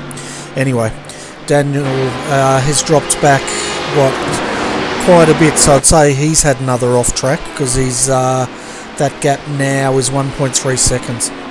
Yeah, he got held up a little bit with some traffic, and I think we'll see that gap seesaw a little bit as these guys move through some of the slower cars in the field. Daniel's obviously got the pace to catch up to Justin again, I think. He showed that before over the last 15-20 minutes. So it'll be interesting to see how Reese goes now. I mean, Reese is just over 5 seconds behind Daniel. So if Reese can put his head down here, he might be able to catch back up and make this a three-way race for the lead. Yeah, four-way race for the lead, I should say. Yeah, four-way. So while they spread out a bit, let's have a look at the other classes at the moment. Fusion Sim Racing is pretty much controlling Class B. We've got them first, and the 366 is now battling with Ross Rizzo, and Ross has taken that position as the 366 sort of braked and let him through. So maybe they were redressing from way back, or no, now they're banging. Contact. Yeah, now they're banging, so they're definitely not redressing. And he's flashing the headlights, so a bit of angst going on between these two teams today. Yes, it's 7.5 hours to go, fellas, so keep it cool. You just need to focus on your own race here, and I don't know whether Troy let the Fusion Sim Racing car, not the Fusion Sim Racing car, let the Pro Force Racing car through on purpose or not, but it was a good move from Ross, and we think what we've seen earlier today anyway, Ross probably does have a bit more pace over the 366 at the moment anyway, so see how Troy goes and if he can keep up. Yeah, and Ross probably had flashbacks from the start, so different driver in that car, but he'd still be a bit dirty seeing it, I think, after the contact these two had earlier. Yeah, and we can see there again, Ross was able to hit 265 k's an hour down the straight to Troy's 261, even though Troy did have a bit of his draft as well. So, yeah, obviously the damage on that Blackadder 366 car is hurting them a little bit at the moment. But it sounds like they're saving up a fast repair for a little bit later on. Yeah, and it looks like the Pro Force boys have used one of their fast repairs, and that's one of the things, isn't it? You have to really know when to use a fast repair, and we see it later on in the race, especially tonight, folks. You'll see these cars look pristine now, most of them do anyway. Come back at say 5:30, 6 o'clock, and it'll be a different story. There's a good chance a few of them will look pretty ragged by the end, but in the 366, they've got a fair amount of damage on the back of that car, and they have to make a judgment call as to whether they use up one of their 2 fast repairs early now, or obviously they don't think they're being affected that much by the damage at the moment, so they might just be happy to sit out, keep racing the way they are, and when you do take a pit stop and you pit for fuel and tyres, you can get some of the repairs fixed anyway, so you'll have optional repairs in the car, and they will slowly get used up when you're in the pit, so you'll gradually repair the car as you go along, even without using that full fast repair. Well, as we see now, Troy going on the inside of that Porsche. He actually must have been a little frustrating. He was watching the Porsche pull away down the straight, but saying that, he was in the tow, so he managed to get an extra 4 kilometres an hour. Yeah, but difficult for him to get past because the Porsche is fast, and then coming into turn 2, he stayed fairly wide instead of taking the inside line, which I think was confusing for the HPD behind him as well. So he didn't really make it easy for himself on the outside line, and again he runs wide there in the corner, nearly hitting a HPD. So possibly the handling of that 366 has been affected by that damage as well. It didn't look like Troy was able to hit the apexes he wants to hit at the moment.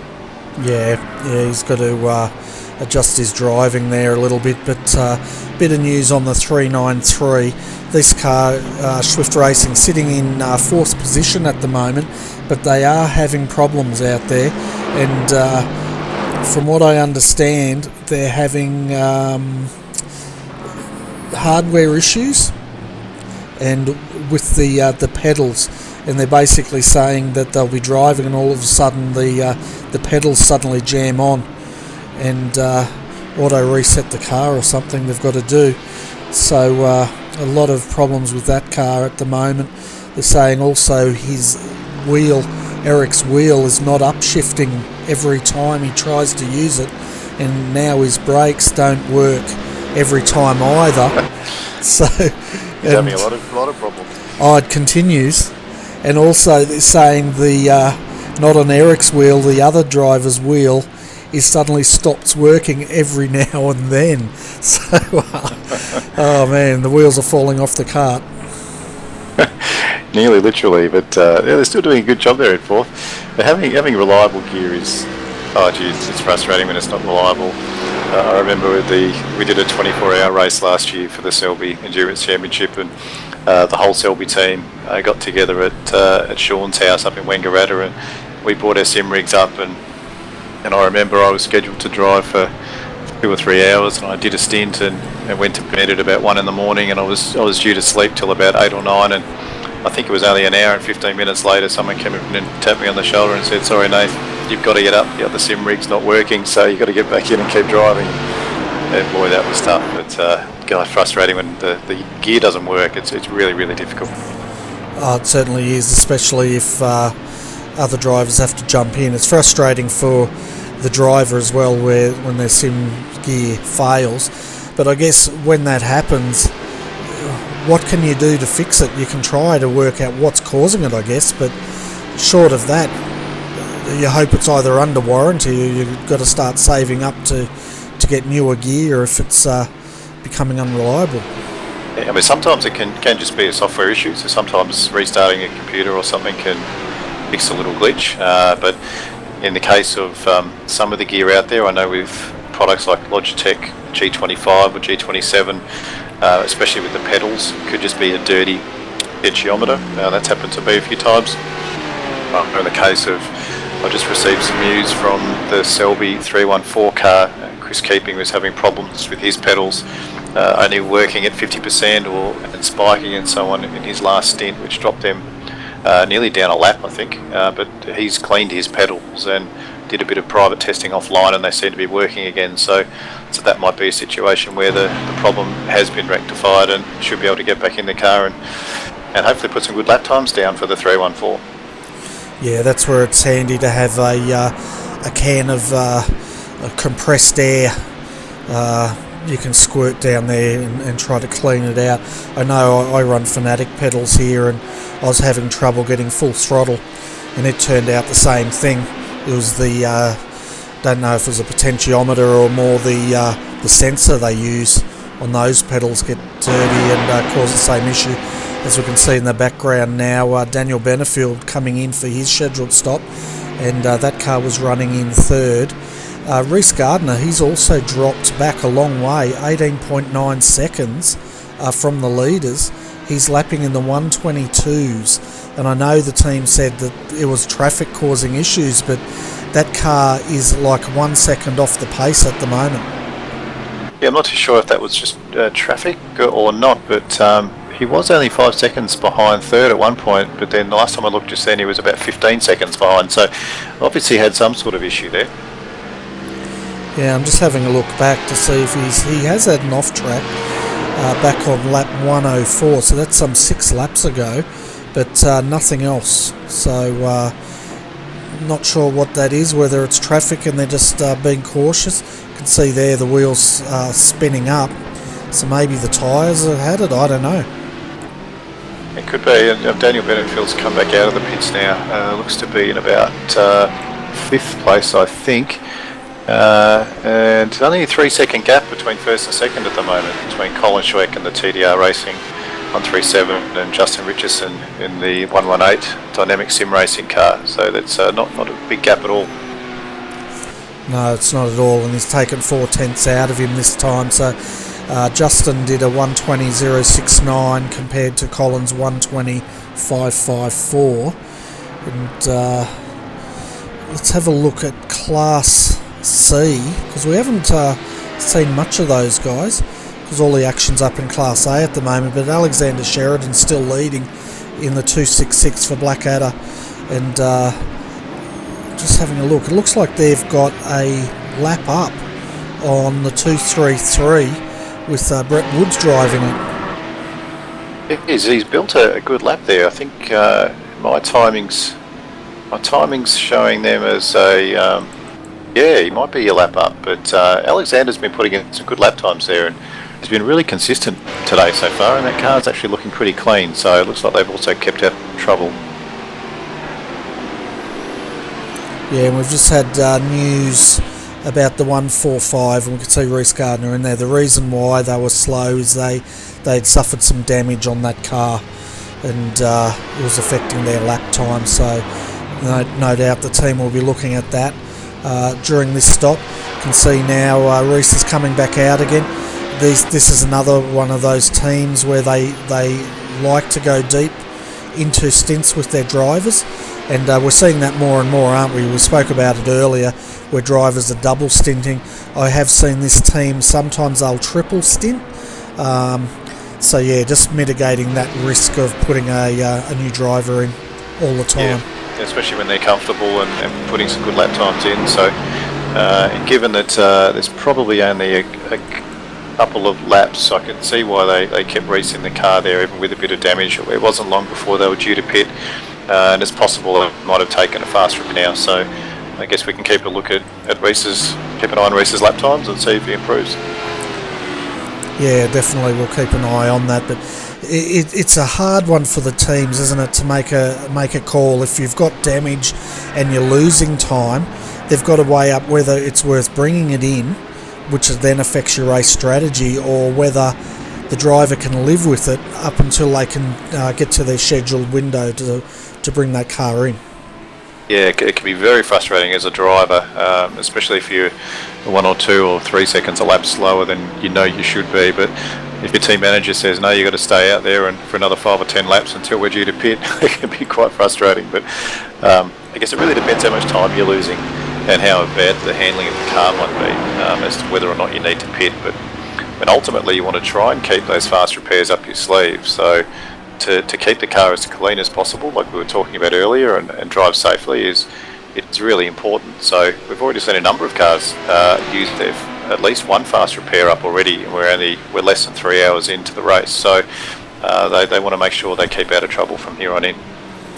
Yeah, definitely, and we've only seen one safety car today, it's very reminiscent of Road America as far as the amount of safety cars. But I guess, Road America and Phillip Island would be reasonably similar in the way the tracks sort of flow. Yeah, I'm actually a little bit surprised that there hasn't been a few more incidents and accidents here at Phillip Island, because it's not known as a multi-class track like we mentioned before, and there are a lot of high-speed corners and corners that require commitment. So with all the overtaking going on, it's been quite a clean race so far. Oh, it certainly has, and we're just seeing our race leader, Justin Richardson, go through again. We've got him down as 3 stops like everyone else, but I don't recall him stopping unless he's off. Oh, they might be. Yeah, these guys are probably off strategy from that first stop. They're running. Yeah. Yeah, this is Justin's 35th lap of this stint, so he'd be due to pit in the next couple of laps, I think. Yeah, so normally he's about 3 laps behind. He's going through again. I know Daniel Benefield, they did stop.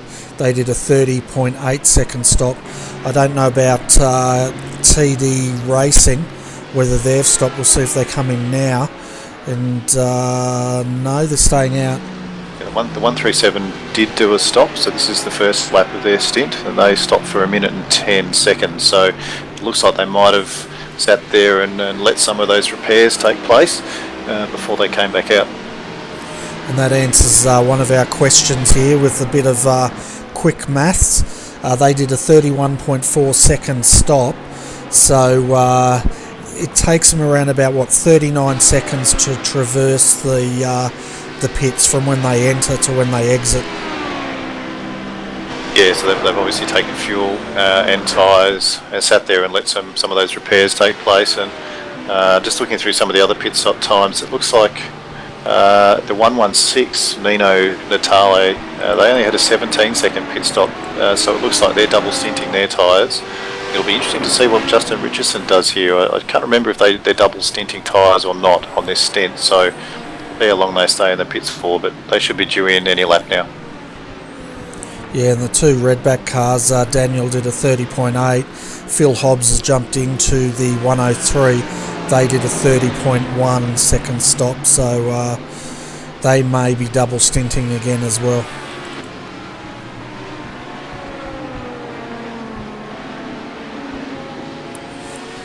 So I'm just quiet, folks, because I'm just having a look at what everyone's chatting about in our chat room, and yeah, they're talking about sim gear at the moment.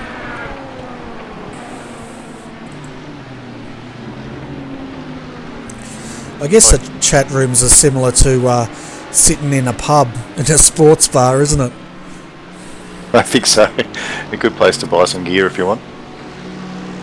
Yeah, you guys do. Did you want to talk about what Selby and that sells? Yeah, well, on selby.com.au. He's the main sponsor of the series, as people know, and Sean O'Brien is the owner of Selby, and Selby basically sells a really large range of hi-fi accessories, sim racing gear, TV brackets and cables. So it's a huge range of product, and definitely worth a browse if people get the chance to have a look at selby.com.au and help support a sponsor who makes a series like this possible. I know Sean works hard and commits a fair bit of his time and money to help in running a series like this. So yeah, he does a great job, and it's a great business, and we run a little team between 4 or 5 of us, all weekend cowboys, I guess you'd say. We're all over 40 years old and just like to have a bit of a muck around in races like this. But yeah, great business to check out. Oh, definitely, and I urge all sim racers to look at all the sponsors that sponsor these events and support them, because without these guys spending their money, some of these events wouldn't go ahead. So yeah, big thanks to Sean there. Absolutely, it's a great point that a lot of these races, all the hosting and a bunch of other stuff is supported by sponsors, like Selby and everyone else. So yeah, definitely need to support them, otherwise they wouldn't go ahead. And we all know how much we love our sim racing and to have hosted events and series like this run outside the official series is fantastic, and a lot of us, myself included, tend to race far more in these series than we do in official races, so certainly something to be thankful for. Oh, it definitely is. I know that the odd occasion I get to drive, put it this way, I've been a member now for over 5 years, and I think I stopped official racing probably about 2 years in, and just started doing all the league racing from then on. Yeah, I don't get enough time as it is, being a father of young kids, so if I'm going to commit my time, I tend to pick and choose just 1 or 2 series to race in, and don't really have the time to work on high rating and official races. I more tend to go into the practice sessions for a bit of practice and a bit of fun every now and again, and but really put all of my effort into series like this. As Justin Richardson just comes into the pits to make his stop. He entered very quickly there. I hope he doesn't get a penalty for speeding, because he locked up his brakes as he entered the pit lane there. Yeah, he's pushing, isn't he? He's got a 50-second lead over Colin Schweck, and I'd say he's going to lose that lead through this pit stop, because it's taking, 1 minute and 10 seconds from pretty much when they enter the pits, service the car and get it out. We'll see how long it takes him. Yeah, it'll be interesting to see whether he takes tyres or not in this pit stop. I can't remember whether he did for the last one. Yeah, so I can see Colin now. He's just coming on to the start of Gardner Straight here as he goes past his teammate in the Porsche once again. Yep, and Justin is taking tyres, so he will drop down in a few seconds and exit the pit lane. Yeah, so he's going to come out in third by the looks of it, possibly. Yeah, so we can see him exiting now. So Daniel Benefield also got through, and then we've got Reece Gardner further back. So it looks like, as far as the 145 goes, they're back up to speed again. They're lapping in the low 120s.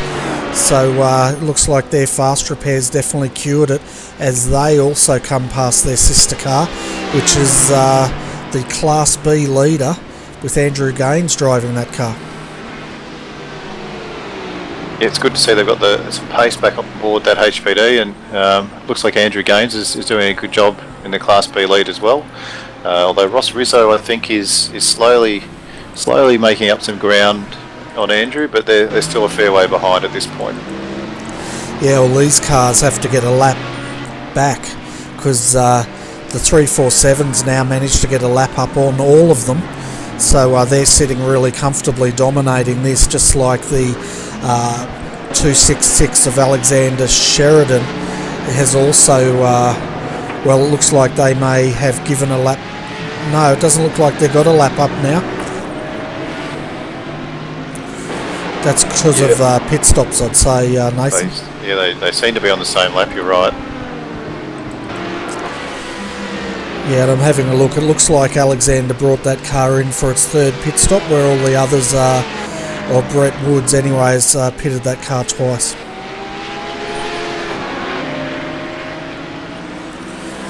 Tell you what, we're getting some great shots as sister cars go past. I'm assuming these two cars are the same team. They're running the same paint job. And there's some great looking liveries out there. It's great to see teams putting in so much effort to paint their cars the way they do. Some of these cars really look fantastic. Oh, they certainly do, and it's the way our esports going. And we said it in another broadcast. A lot of teams are now carrying sponsors, and we heard the Pro Force Racing. They've got 6 or 7 sponsors on board.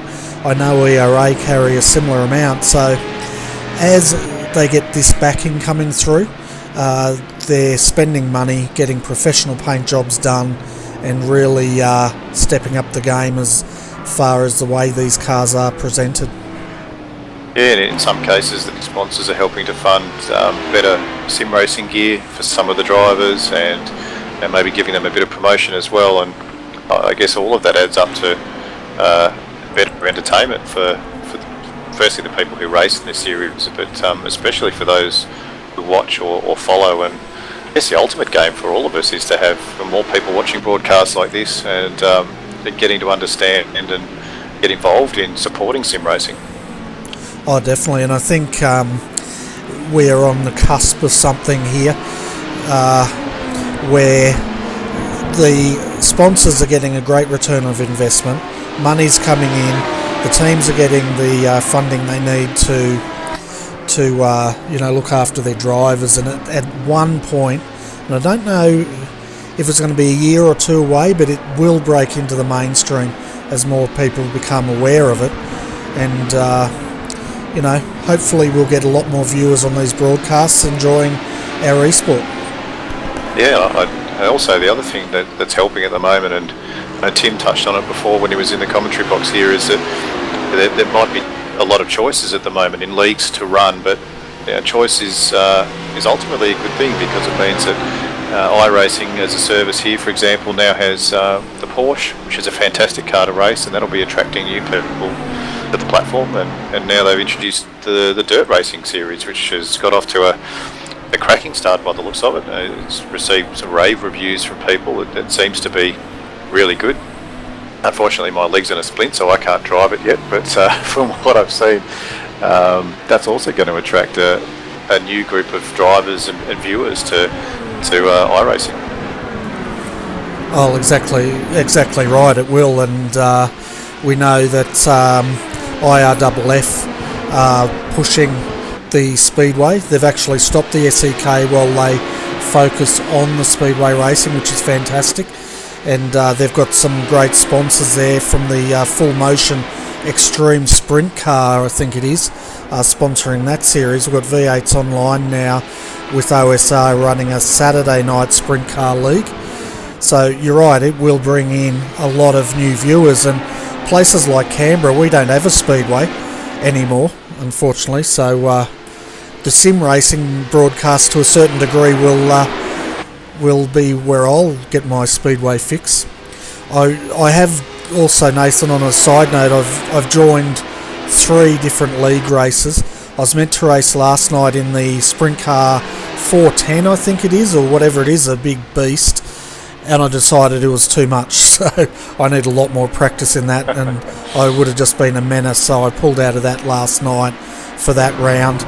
Tonight I'm meant to be running in the IRFF Pro Modified class for the Lucas Oils. Again, if the broadcast finishes early enough, I hope to run, but we'll see how I pull up after this. And then Wednesday night, I'm meant to be in the Sprint Car 360 Lucas Oils series. Yeah, we're really spoiled for choice at the moment, so and it's good news for the Australian sim racing community for sure. Actually, just watching Paul Mansell in the 314 trying to work his way around one of the other GT3 cars who've just had an incident with a HPD. So did Paul have that incident? Because the car's looking pretty banged up. No, he was overtaking someone down at Honda, I think it was. Okay. Yeah, Brett Hender. So yeah, Brett Hender's gone around the outside of Honda, and it looks like a HPD's just lost control in front of him. Brendan Hack in the VPR car, and it's allowed Paul to get through and pick up a position. Yeah, we just saw that, and the team VPR car nearly got turned over there because the shape of that Audi, it scooped it up. It nearly flipped it. Yes, it's got a nice angle on the bonnet for ploughing through traffic. That's for sure. The old Audi. It certainly does, and I was expecting that Audi to be on the roof, not the Audi, the HPD. HPD. It looks like Paul now he's only 1.1 seconds behind Cohen Attard in the 320, the Razorback Races entry here. So looks like Paul's got a little bit of pace in the Selby GT3 car, making his way back up the field a little bit. Yeah, they're sitting, 6th in class at the moment? Yeah, 6th in class after those hardware issues earlier on, so it's just working hard to try and get back. Yeah, and still 7 hours and 5 minutes of this race to go, so plenty of time to get back up there. I'm having a look for the 385 at the moment. Where are they? They are running second now, so they managed to pull that back. But of course the Fusion Sim Racing, they have a lap up, so it'll be interesting if we get another safety car to see how all this works. I think if the GT3s get a wave around, they probably all will, and which means they probably won't get their lap back.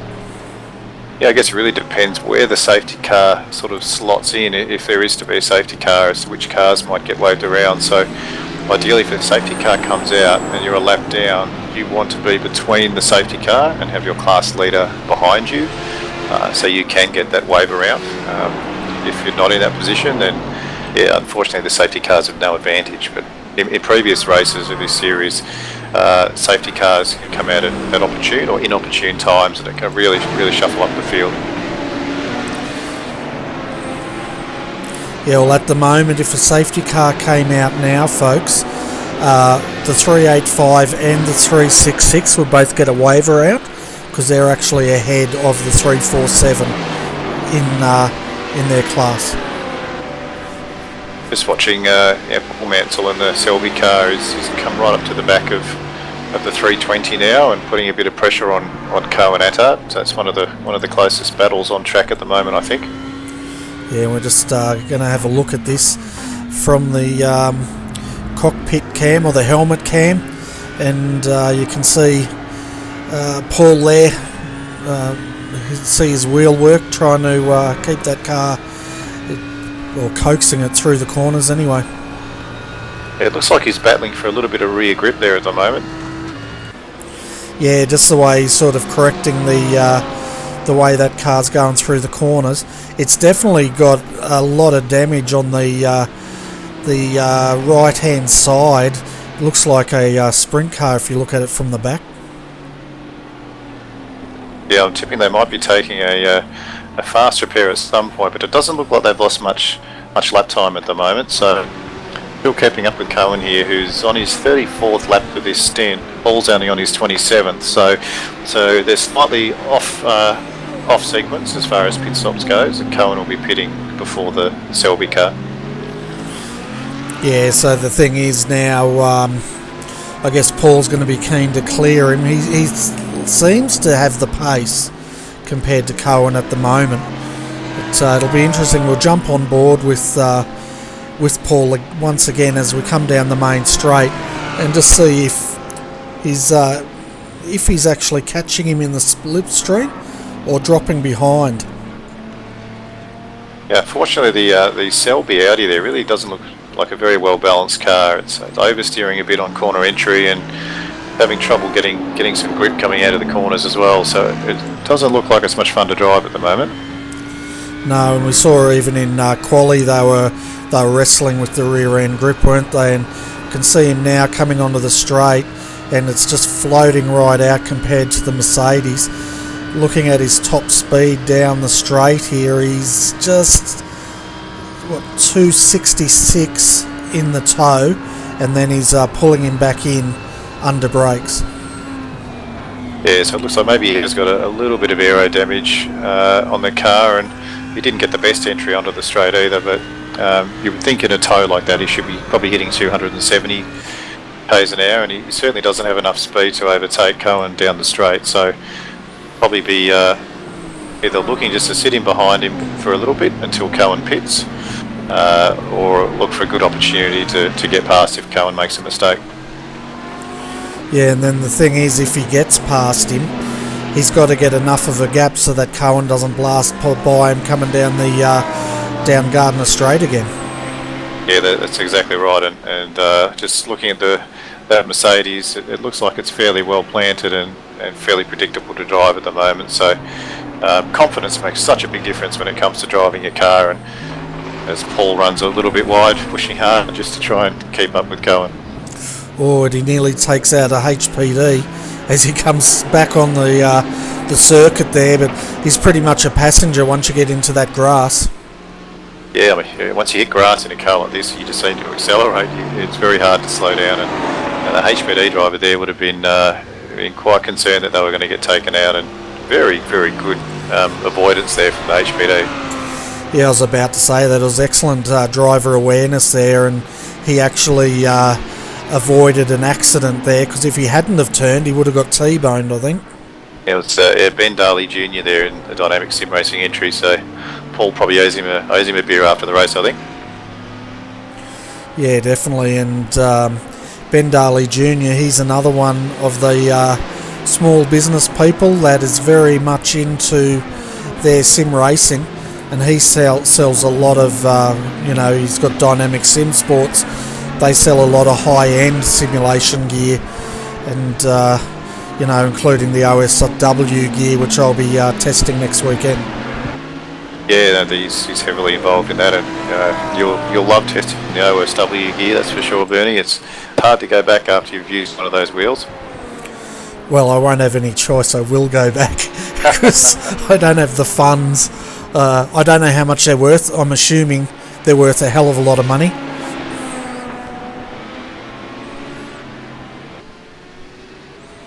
You're just adding it up, aren't you? I'm adding it up in my head. I reckon it's going to be at least $1,000 for a wheel. I'm still following. Cohen Attard is now pitting in front of the Selby car, so that's going to free up Paul to hopefully put a few good laps in and try and make sure that after the Selby car pits, he comes out ahead of Cohen. Yeah, we'll keep an eye on it, because he just did a 1:32.54, and we'll see what sort of lap times he does now that he's not in that draft, because no doubt he's going to suffer quite a bit down that long straight. Can hear all the rocks bouncing off the under tray of that car as he went past then. But Daniel Benefield in second place is closed right up onto Colin Schweck at the moment. He's only 1.6 seconds behind. Yeah, and they're both coming up onto Paul as well.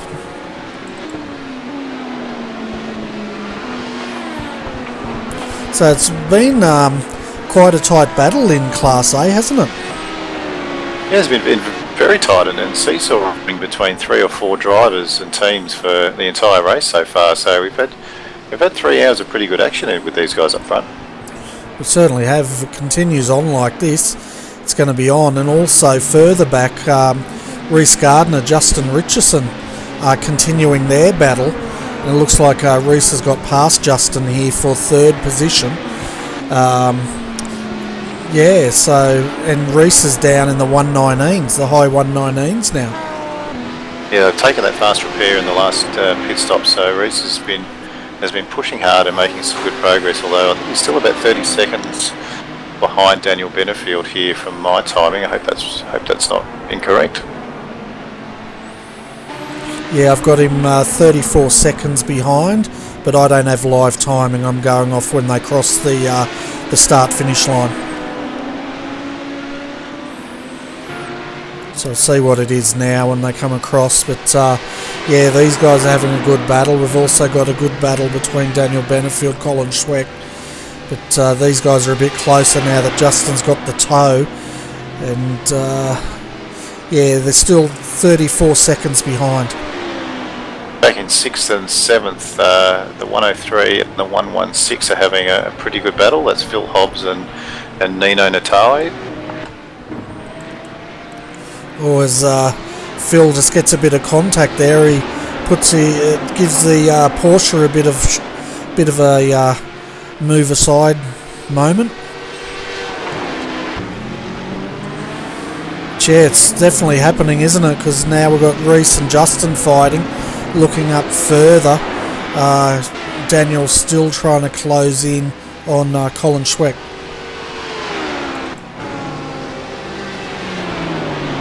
Well, Reece putting in some very tight moves to get past a GT3 car there, and working very hard to keep in front of Justin. We've seen from the first minute of this race, the Class A cars are being very aggressive in their driving and overtaking and taking quite a few risks to maintain track position.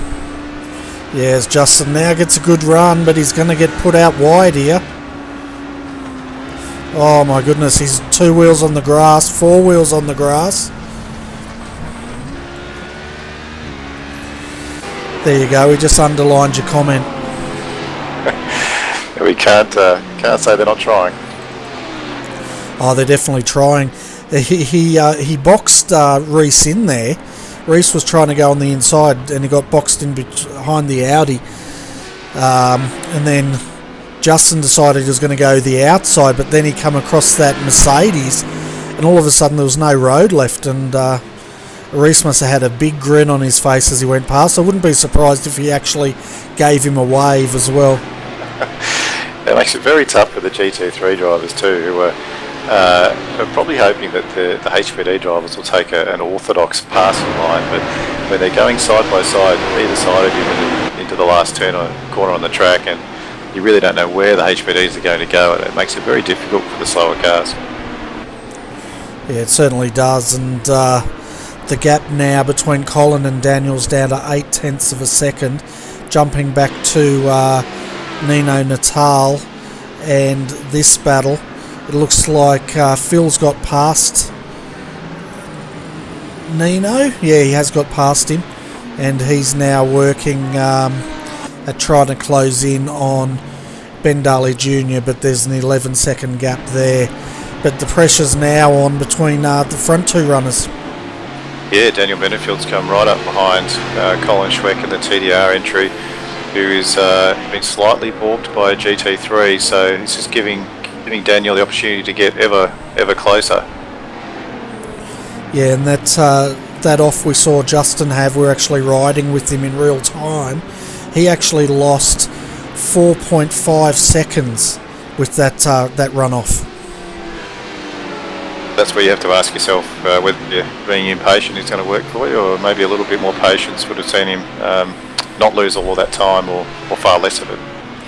Yeah, and it's probably the worst place you can have losing time, as we see the 347, I think it is. No, the 347's ahead of him. It was their sister car. And where did that car go? I think it... No, we lost one. I can't see it on the infield, unless I'm... A few cars blinking out, actually, and causing problems, as Daniel Benefield's put a move on Colin Schweck down the main straight into turn 1 and taken the lead. Yeah, he did. I sort of missed that, because I might go back and have another look at that, because I was having a look at the other car that disappeared, which was one of the Mercedes.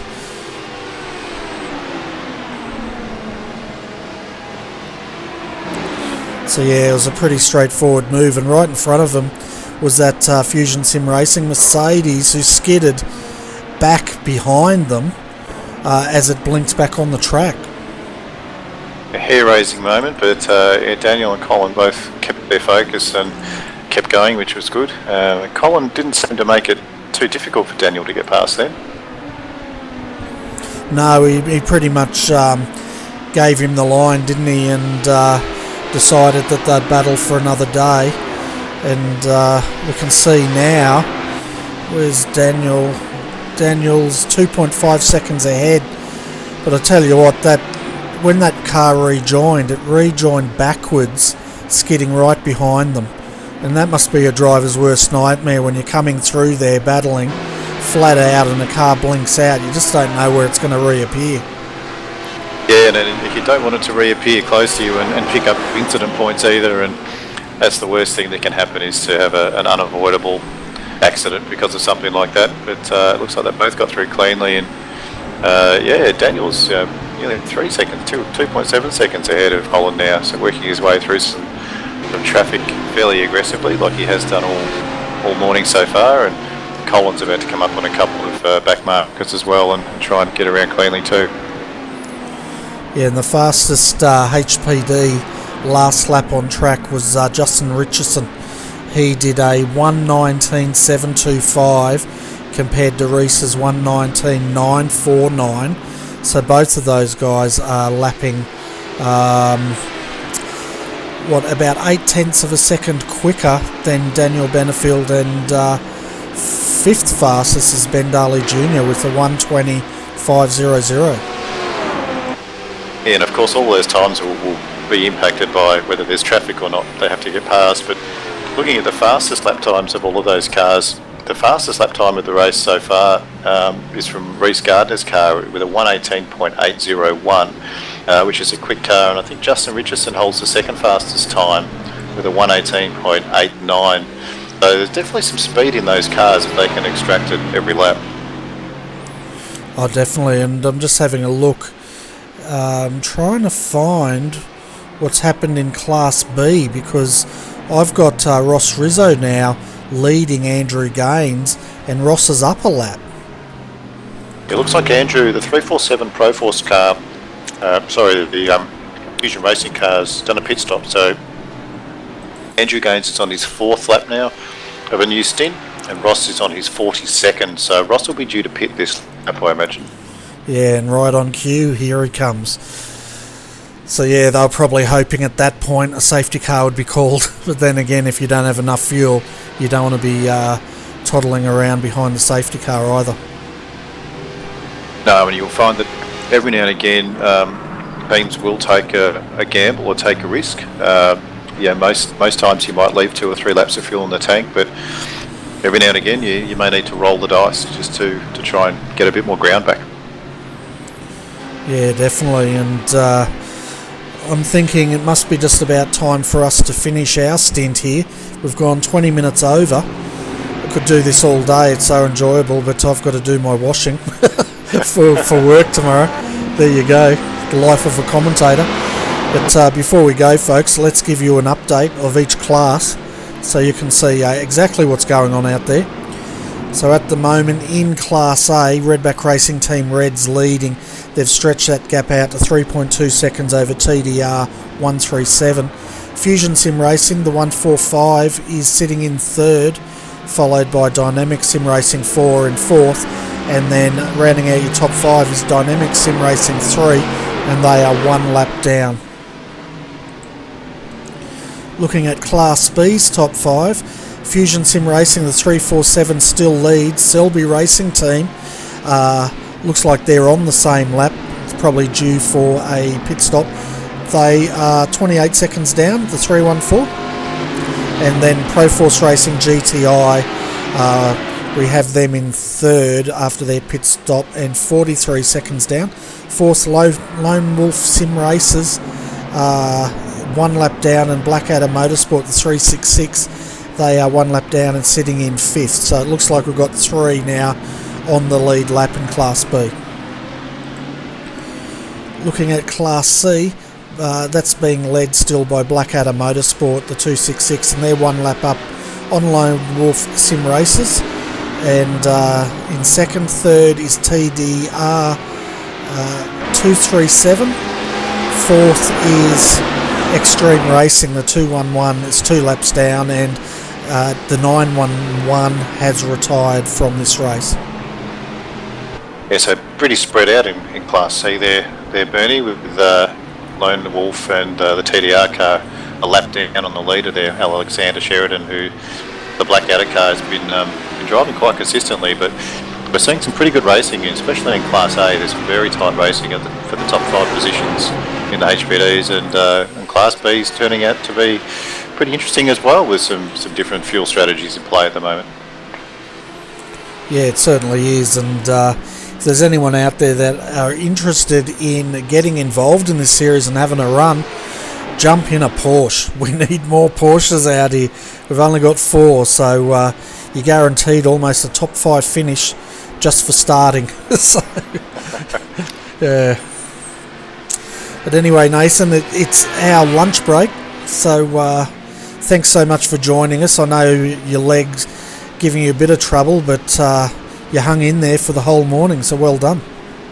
No worries, Bernie. It was a pleasure to help out, and yeah, like you said, unfortunately I broke my leg a few weeks ago, so I can't be racing for the Selby car at the moment, but good to see Paul up there in 2nd place anyway, so I'll be supporting from the sidelines and listening to the broadcast this afternoon, so thanks for having me.